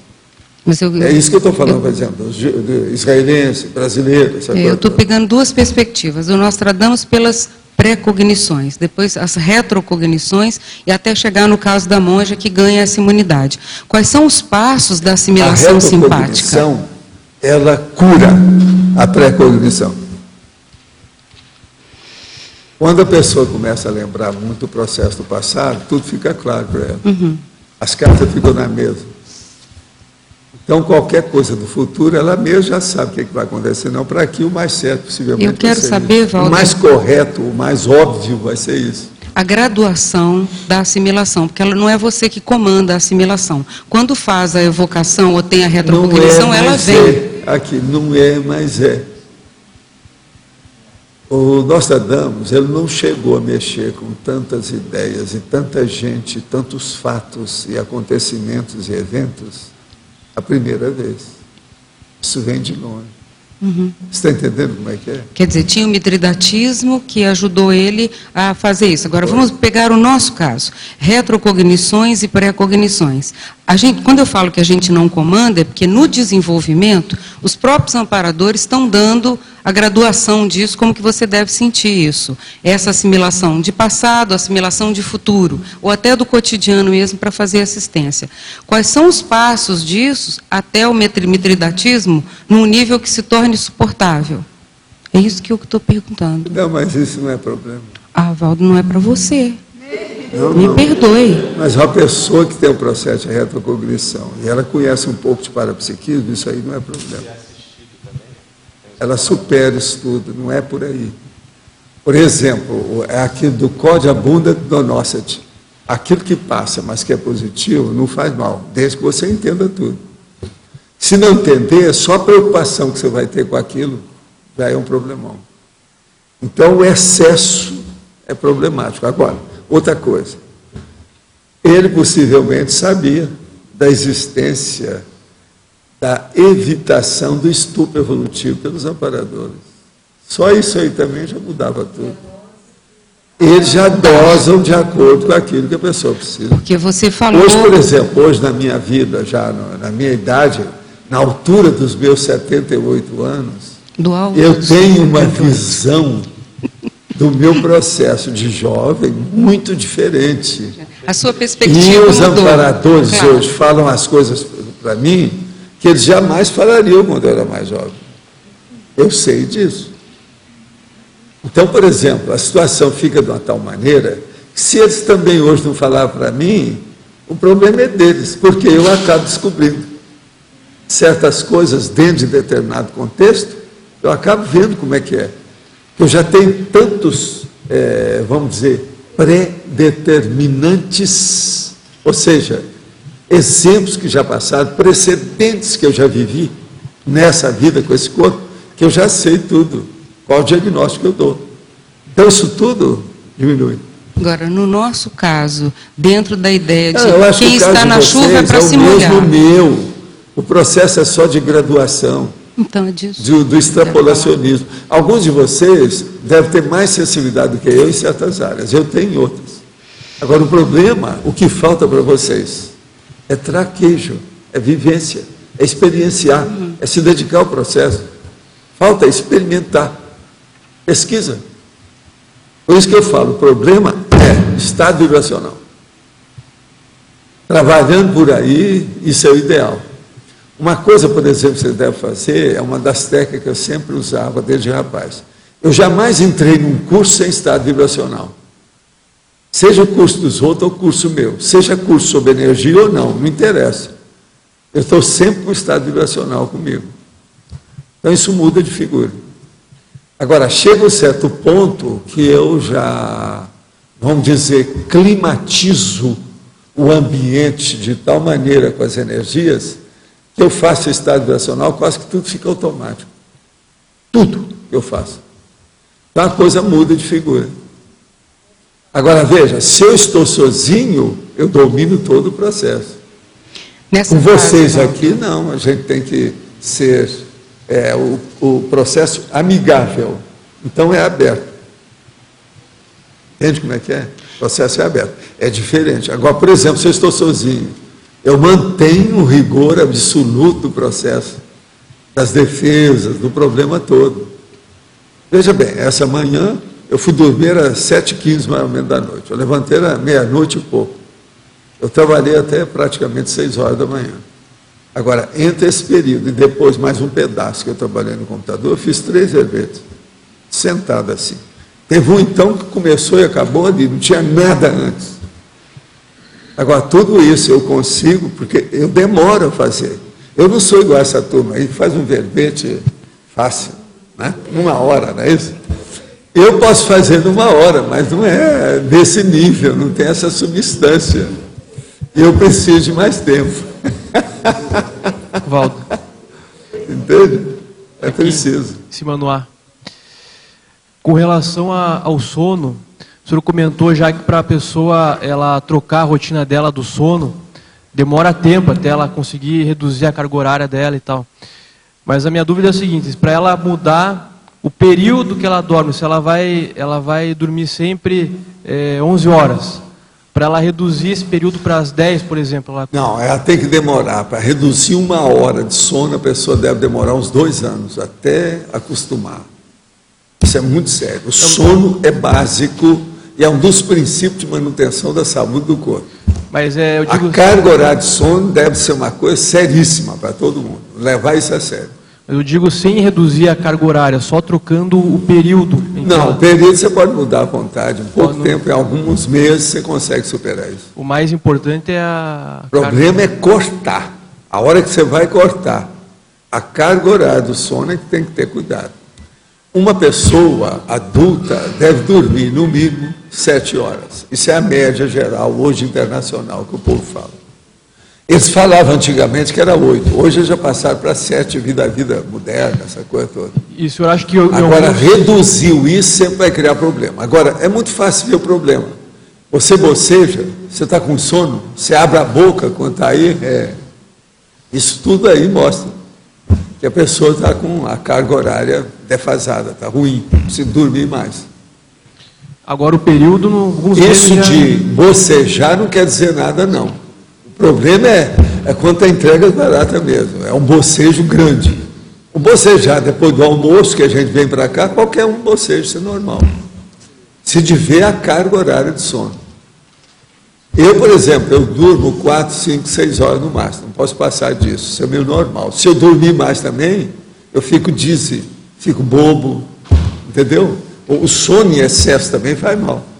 Você de olhar isso aí. Tudo a pessoa tem que ver como é que fica. O período pode trocar em alguns meses, já troca, né? O período... Pode, mas agora tudo devagar. Não pode ser de um dia para outro, uma semana para outra. Tem que ir com calma. É devagar. Professor, o Eurípides trabalhou com educação e assistência grande, inclusive mexia lá nas questões com farmácia e tudo mais. Só que teve a gripe espanhola, né, que ele acabou dessomando lá com 38 anos. Qual o motivo principal que você vê nisso? Não, eu encontrei com ele quando eu tive um infarto, perguntei para ele se suicidou, ele falou que suicidou. Um suicídio inconsciente, mas foi. Suicídio inconsciente. E ele falou para mim claramente, você tem cuidado, senão você vai suicidar mais cedo que eu. Eu morri com 38, você vai morrer com 28, porque eu tive infarto com 28. E tudo era a mesma coisa, o workaholism. Ele trabalhava demais. Negativo no caso dele. Agora, o meu caso é que eu fui com muita sede ao pote. Não é assim que eles falam? Eu banquei o excessivo. Foi um grande erro. O maior erro da minha vida que eu acho até agora foi esse. Eu ter tido esse infarto. A culpa foi minha. Agora, eu procurei acertar logo tudo que eu pude. Estou vivo, né? Eu acho que eu corrigi tudo de lá para cá. Você veja bem, 28 para 78, eu vivi 50 anos depois. Todo mundo que falou que eu ia viver pouco, eu já dei tchau, já encontrei com eles fora do corpo. De modo que, outra coisa, o cara com 28 nunca fica com infarto só. Ele tem mais 1, 2, 3, até morrer. Se eu tive e estou vivo, e outra coisa, com os aparelhos agora, eles viram que aquilo soldou no meu coração, tem não lugar. E eu acho que soldou 6 meses depois que eu tive o infarto. Eu lembro do meu trabalho com o estado vibracional, eu mesmo trabalhei isso aí. Agora, fiquei com hipertensão a partir de 1960 até hoje, tem 50 anos que eu sou hipertenso. E hipertensão, você sabe, é caminho para dar outro infarto, essa coisa toda, mas não deu. Professor? O do Eurípides, você pensa que atrapalhou o processo dele, que poderia vir mais tarde? Não, ele acha que ele suicidou, ele me falou. Trabalhou demais. Foi um processo inconsciente. O Eurípides era muito fechadão, ele não abriu o jogo. E no extrafísico? Ele não tinha tanto conversa com os outros, ele era mais um professor que falava de cima para baixo, que lá foi um erro para ele. Ele que me falou. No extrafísico, você considera que ele demorou quanto tempo para retomar a lucidez? Não, ele retomou logo. O Eurípides é cara que era meu colega, eu era colega dele, nas iniciações do Egito Antigo. Você está entendendo? Por isso que nós somos assim, ó. Meu irmão estava lá para morrer, etc., desenganado, veio a médica para trabalhar com ele, eu saí do corpo, era o Eurípides que estava lá, ele que fez o negócio com a minha energia, os negócios tudo também no meio. Meu irmão viveu depois disso durante muito tempo. Professor... Ele tinha 5 anos, ele morreu com 20 e poucos. E uma última questão. Você acha que se ele tivesse sido médico, teria ajudado bastante? Isso aí eu não sei, né? Porque o processo todo é naquela época, cidade de Sacramento, interior, o negócio é muito atrasado. Entende? Você veja bem, Monte Carmelo, eu nasci em 32, foi depois muito depois da gripe espanhola. Era atrasado demais. Agora, Sacramento era a mesma coisa, até menor. E na década, início do século, terrível. Belle Époque. A Belle Époque em Sacramento é a terra do Luiz, daquele ator. Professor? Uma pergunta ainda. O Ariclenes. Uma última pergunta acerca lá. Não, aquele outro, o Ariclenes, aquele grandão. Uma pergunta sobre o Iraque. Eu já viajei com ele de avião, a gente conversou muito, ele é da terra do Eurípides. Deixa eu só perguntar mais uma coisa com relação a Eurípides aqui. O senhor falou que ele era uma pessoa muito de diálogo de cima para baixo, né? Que o senhor falou mais quieto, mais calado. Não, porque ele era calado, ele era professor de interior. Sim. É aquilo que eles falavam, mestre-escola. Mas eu lembro de um outro momento que o senhor falou que ele é uma pessoa, inclusive ainda hoje, né? Uma consegue muito acessível. O Eurípides é fora de série. Eu lembro do senhor falar isso, assim, como que é essa relação? Ele era calado, mas acessível, é isso? Ele era acessível pelo seguinte, ele saía do corpo, ia lá, tratava do cara e voltava. Você pensar, ele fez. Agora, dava muita aula, tudo isso. Ele era acessível para o povo, mas ele não se abria. Entendi. Não era uma pessoa para chegar despojada e abrir o jogo do jeito que eu falo aqui, não era assim. Ele era fechadão. Entendeu como é que é? Muito introvertido dentro da extroversão dele. Ele tinha muito disso. Uma pergunta aqui sobre a questão do Iraque. Hoje a China é a nova potência mundial aí que a gente percebe. Você vê uma perspectiva deles atuarem na paz, entrando lá no Iraque? Eu não vejo muita chance nisso não, tem que esperar, né, para a gente ver. Há tantas possibilidades. O negócio é difícil, e o processo econômico, cheio de problema. Uma outra coisa, o Obama, todo mundo estava com aquela esperança danada, já tem tanta gente contra ele, né? O negócio não é fácil. Desde o início eu falei assim, ó, eu ponho não ponho a minha mão no fogo. Tem que esperar isso aí. Ainda mais com aquele nome. O Bush entrou no Iraque e o cara chamava Hussein. Agora, eles elegem um cara que chama Hussein. Como é que é? Lembra que eu falei isso aqui o primeiro dia? Eu falei isso. Hoje, os americanos já estão falando essas coisas. Quer dizer, alguém já viu isso desde o início. Ele é o Obama Barack Hussein Obama, que é o nome dele. Entende? Então, isso aí é um problemão desse povo, não brinca em serviço. De novo, sobre o negócio do sono que o Luiz estava levantando ali, eu penso em mim, eu durmo pouco. Sempre tive uma carga mais baixa de sono, às vezes era por causa do trabalho antigamente, e agora eu durmo pouco mesmo. E eu não sei, uma coisa que eu me preocupo, eu não sei se eu estou forçando demais a barra comigo, mas é natural. Eu durmo em média 5 horas, 5 horas e meia. 6 horas é muito, assim. As pessoas variam demais na questão da carga horária de sono. Às vezes, a sua fisiologia é essa. Você estuda, se você não passa mal com isso nem nada. Primeira coisa, uma pessoa que fica sem sono, se ela ficar irritada, tem alguma coisa errada. Você não fica irritado? Não. Se te perguntar para o povo em torno de você se você tem irritação. Se não tem, quer dizer que a carga horária de sono está normal. A irritação é um ponto-chave, é a pedra de toque. A gente pode fazer um fator patognomônico, a irritação da pessoa que não dormiu. Não é o meu caso, a irritação, mas o que eu me preocupo mesmo é assim, eu não sei se eu estou forçando demais e... Pode ser, veja bem, na dúvida se abstenha, porque não mais. Porque eu não... Tente ficar na cama.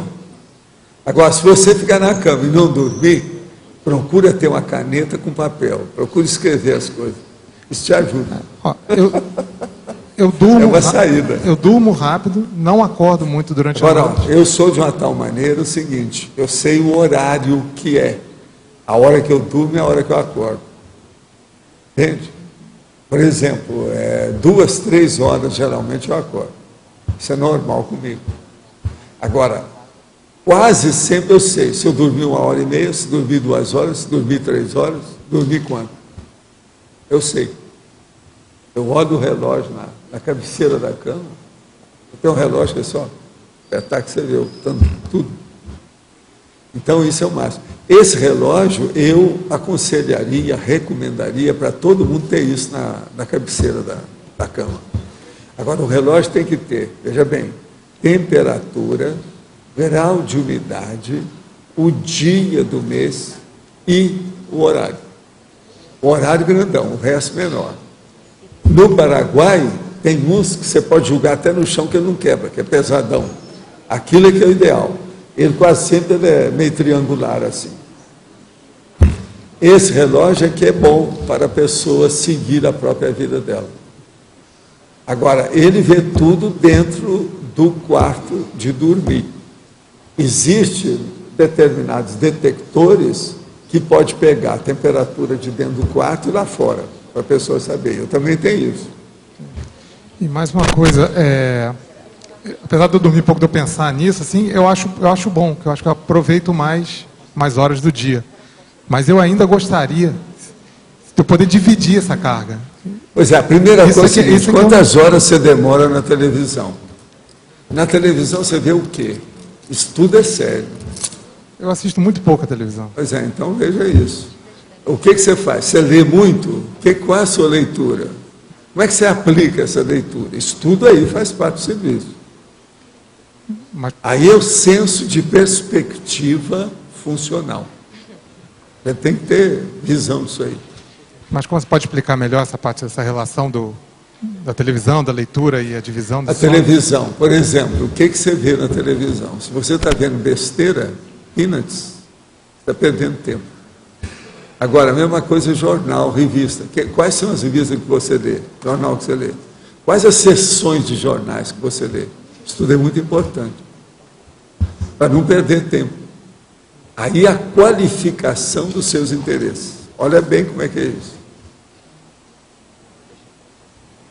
Agora, com o passar do tempo, a gente domina isso tudo e com um nível de produtividade maior. Tem que olhar isso também. A sua vida hoje não pode ser aquela que você vivia antes de vir para Foz. Ela tem que estar melhor. Se não está, algum desses índices está fora do esquadro. Tem que estudar. É que a diferença é que antigamente eu não tinha uma rotina, era muito irregular. Então podia ter dias até que eu dormia menos que isso, menos de 3 horas até. E tinha dias que eu também ficava mais do que as 6 horas. Essa irregularidade, então, deixava tudo desregulado mesmo. Né? E hoje em dia a minha vida está bem mais regular, com os horários, com as coisas todas. Isso que eu queria mesmo. Está bem diferente de antes. Isso é aquele cara que fica bêbado com a água. Ele não bebe nada, mas bebe água e está bêbado. O que é? Eu queria fazer uma pergunta sobre isso, a questão da divisão da carga horária de sono. Você comentou, uma redução da carga horária que tem que tomar muito cuidado, a média é 7 horas, né? E a outra é o horário de sono, que também não tem tanto problema, em poucos meses a pessoa pode habituar. Mas essa divisão, o que você recomenda? Tipo, eu dividir recomendo 50%, com o passar do 50%? tempo, isso é inevitável. Pelas experiências que a gente vê, as pessoas gerontes da vida, gente de idade que você vê a respeito, o ideal, com o passar do tempo, é a pessoa não ter um sono só, de fora a fora, não. Ela ter isso segmentado. Agora, o ideal de segmento é ter 2 períodos de sono. Entende? Então, mas esses 2 períodos... Um dos períodos com o processo da idade, o ideal é depois que a pessoa teve alguma refeição, que é a soneca. É fazer a siesta. Isso aí ajuda, a siesta ajuda a cabeça do povo. Agora, por exemplo, eu não tenho siesta aqui porque a gente almoça e vem para cá, mas eu tenho depois. Agora, o meu caso é o seguinte também, eu sou capaz de dormir qualquer hora, em qualquer lugar, do jeito que eu quero. Desde que eu possa relaxar em algum lugar, Tá, mas a minha pergunta também é a seguinte, essa divisão, cada período corresponderia ao quê? Um é 70%, não, outro é 30%. é um período longo e outro menor. É isso que eu queria saber. Essa aqui é a base. Se a pessoa dorme, por exemplo, 7 horas, você vê que um período seria de quanto? O maior, por exemplo, 5 horas, 6 horas? Pelo menos 4, 5 horas por aí, no mínimo. Agora, você tem que ver a idade, os hábitos da pessoa, a rotina que ela tem, o trabalho que ela desempenha, como é que está naquele momento evolutivo dela, o que é que se passa. Cada caso tem que ver com muito detalhe. Isso aí tem que pentear com pente fino, não se pode brincar com o sono. Eu sempre levei isso muito em consideração. Agora, o processo da irritação é a base de tudo.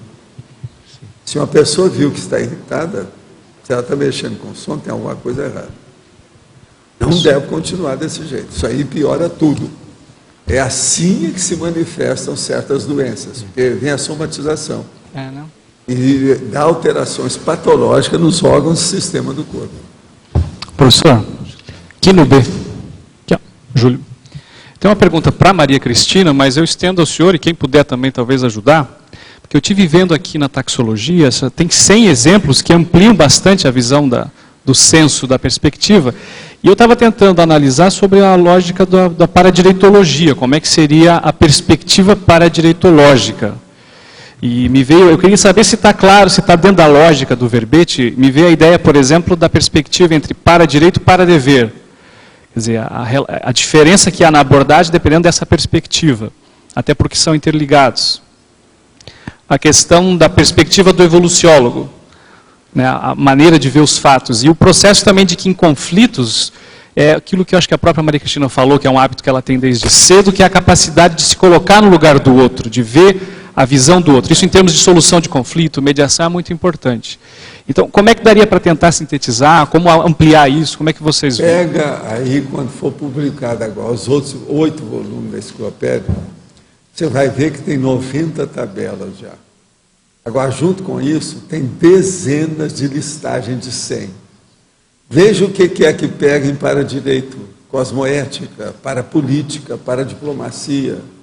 O que é que tem do ponto de vista da ataraxia?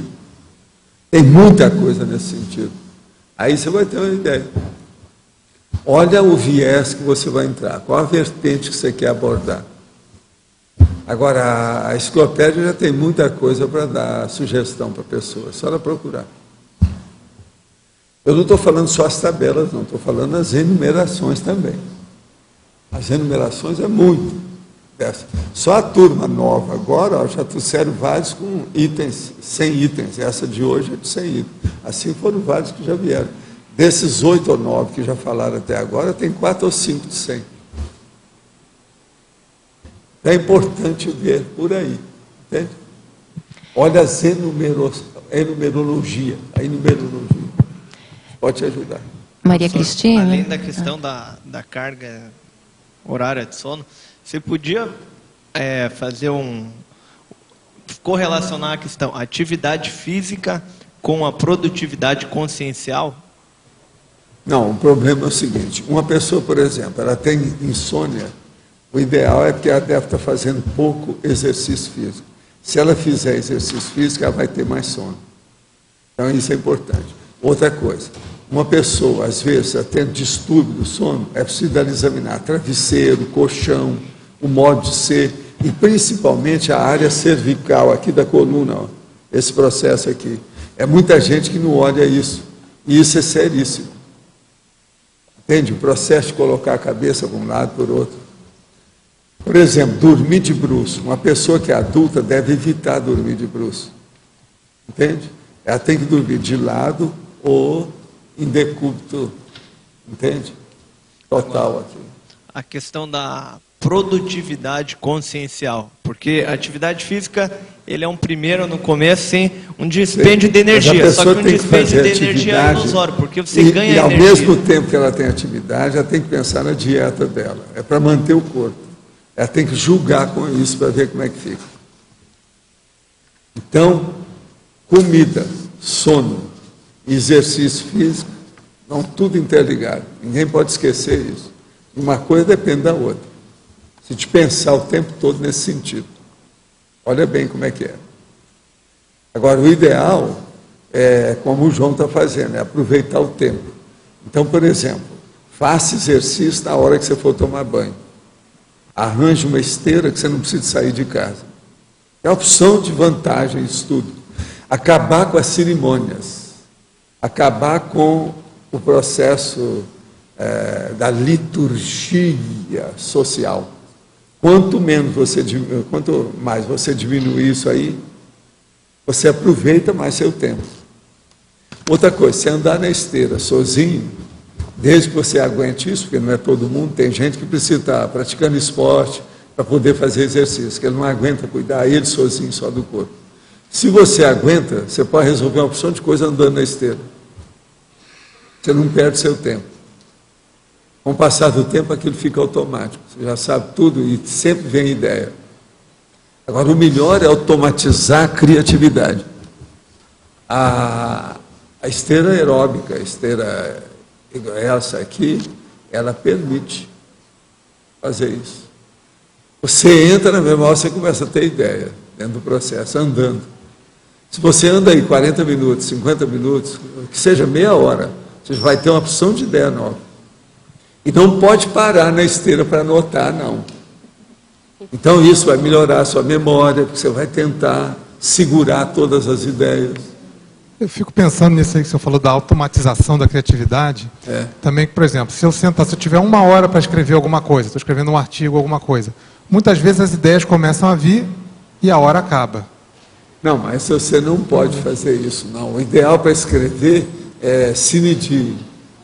Você está entendendo? É a abertura. Não pode estar preso. Você não pode estar esperando o telefonema que vai dar, o interfone que tocou.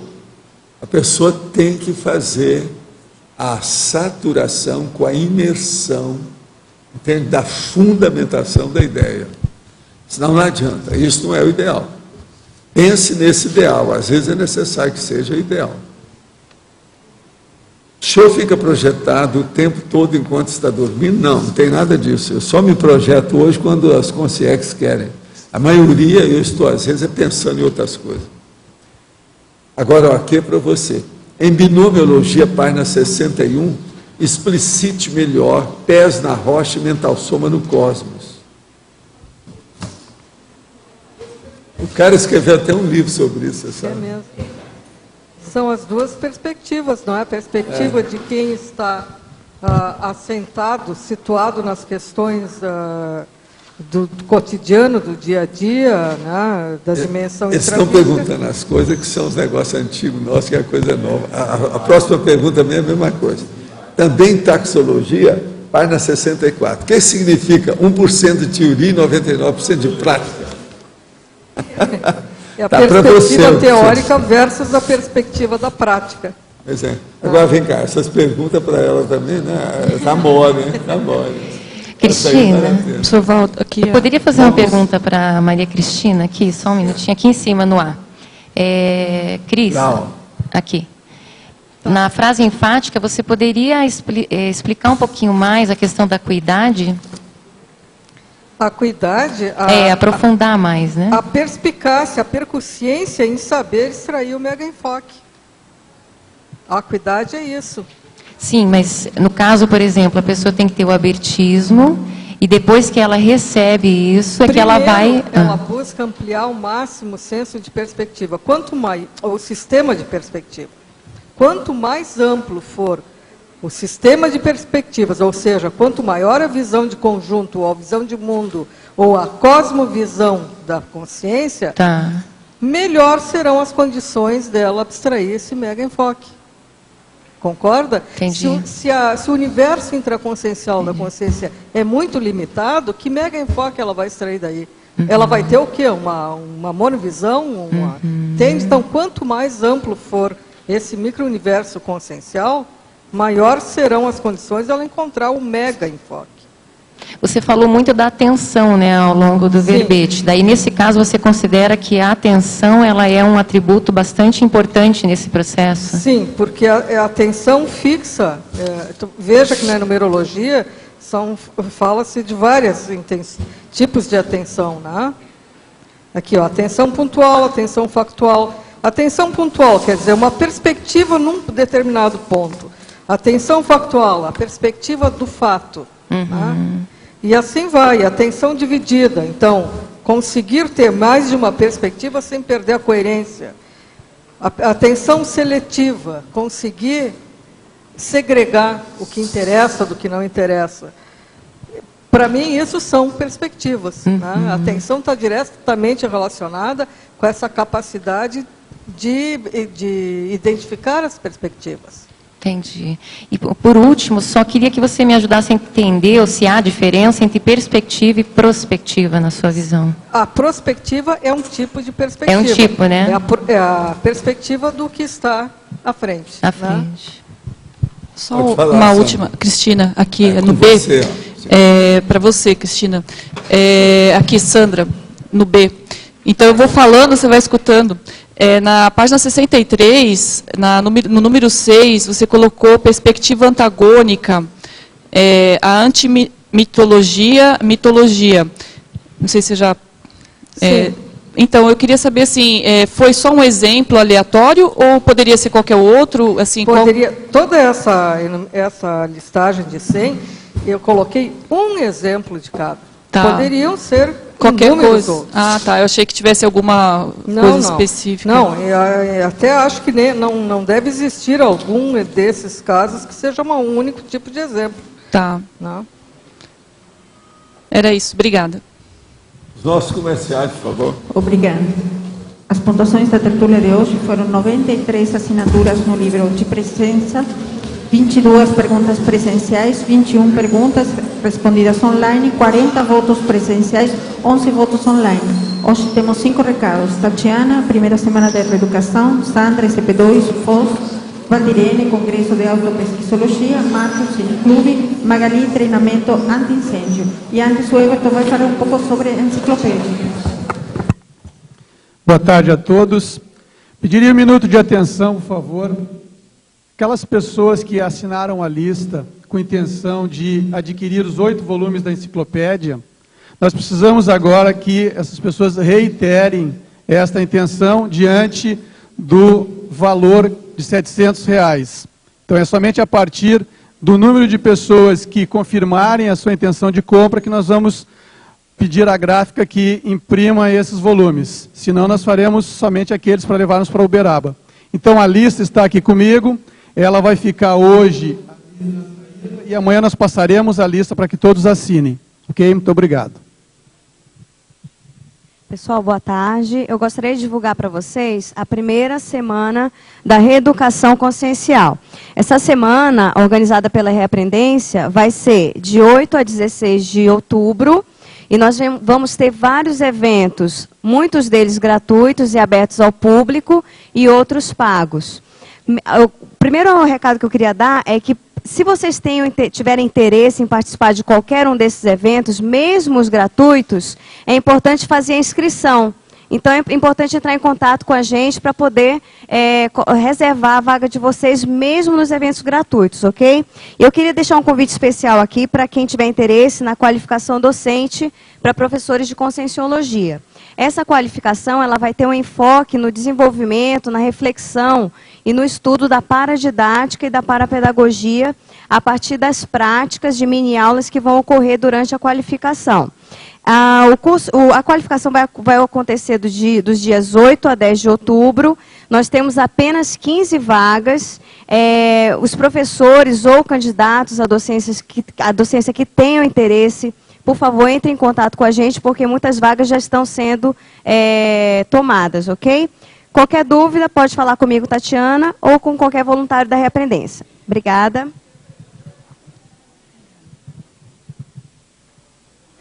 Boa tarde a todos. Nós estamos há praticamente 2 semanas do ECP2 de Foz do Iguaçu. E este ano, o curso vai acontecer nos dias 24, 25 e 26 de setembro. Estarão acontecendo 2 outros ECP2 Brasil afora, um no extremo norte, outro no extremo sul.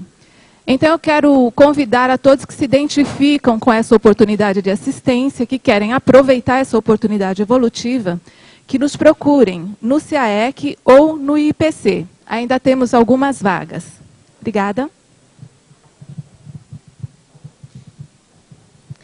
Em nome do Instituto Internacional de Projeciologia e Conscienciologia, nós queremos convidar a todos para a 5ª jornada de autopesquisa conscienciológica e o 1º Congresso Internacional de Autopesquisologia, que vai acontecer de 13 a 15 de novembro, no Rio de Janeiro, no Hotel Windsor Barra Hotel. Convidamos também para o pré-evento, que é o curso Imersão na Autopesquisa Multidimensional, que vai acontecer de 5 a 7 de novembro, no Rio de Janeiro. Para maiores informações, pode telefonar para o IPC no Rio de Janeiro, telefone 21 3153 7574 ou 21 3153 7575. Maiores informações pode adquirir nesse telefone ou nos centros educacionais do IPC. Obrigada. Então, gente, recado pelo discernimento, a sessão do Cineclube de domingo. A gente vai passar pela 3ª vez, a 2ª reprise, o último romance de Balzac, tá? Seria hoje, sim, um monte de gente me perguntou, eu tinha anunciado dia 11 à noite, mas a gente não conseguiu fazer, porque tem evento amanhã de manhã, né? E fica difícil de limpar de madrugada, não deu, a gente tentou, mas... Então, amanhã, domingo, às 8h30 da noite, é a última exibição que a gente vai fazer esse ano, tá? Quem quiser ver, o pessoal pediu no dia do debate, do vídeo de debate, é a última chance, tá?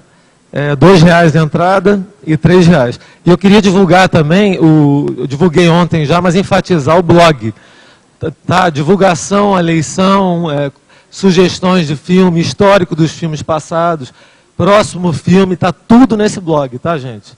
É o www, no endereço, né, http://discernimentum.org/cineclube, tá?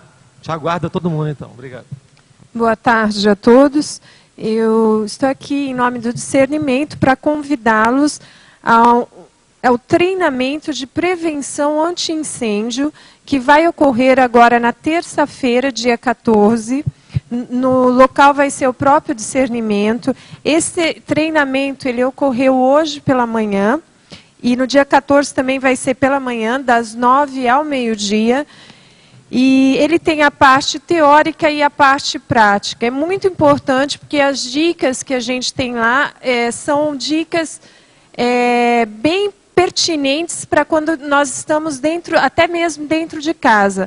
Muitas vezes nós vamos com a intenção de diminuir o fogo e nós mesmos aumentamos aquele fogo por não saber lidar com ele. Então a gente vê aqui na nossa região vários incêndios ocorrendo aqui também nas matas, e é importante saber lidar com isso. Então, fica aí o convite. Maiores informações, vocês podem entrar em contato com o Discernimento. Obrigada. O verbete eleito para amanhã é Questionário Invexológico, especialidade Invexologia, autor Flávio Amaral. Obrigada e boa tarde a todos.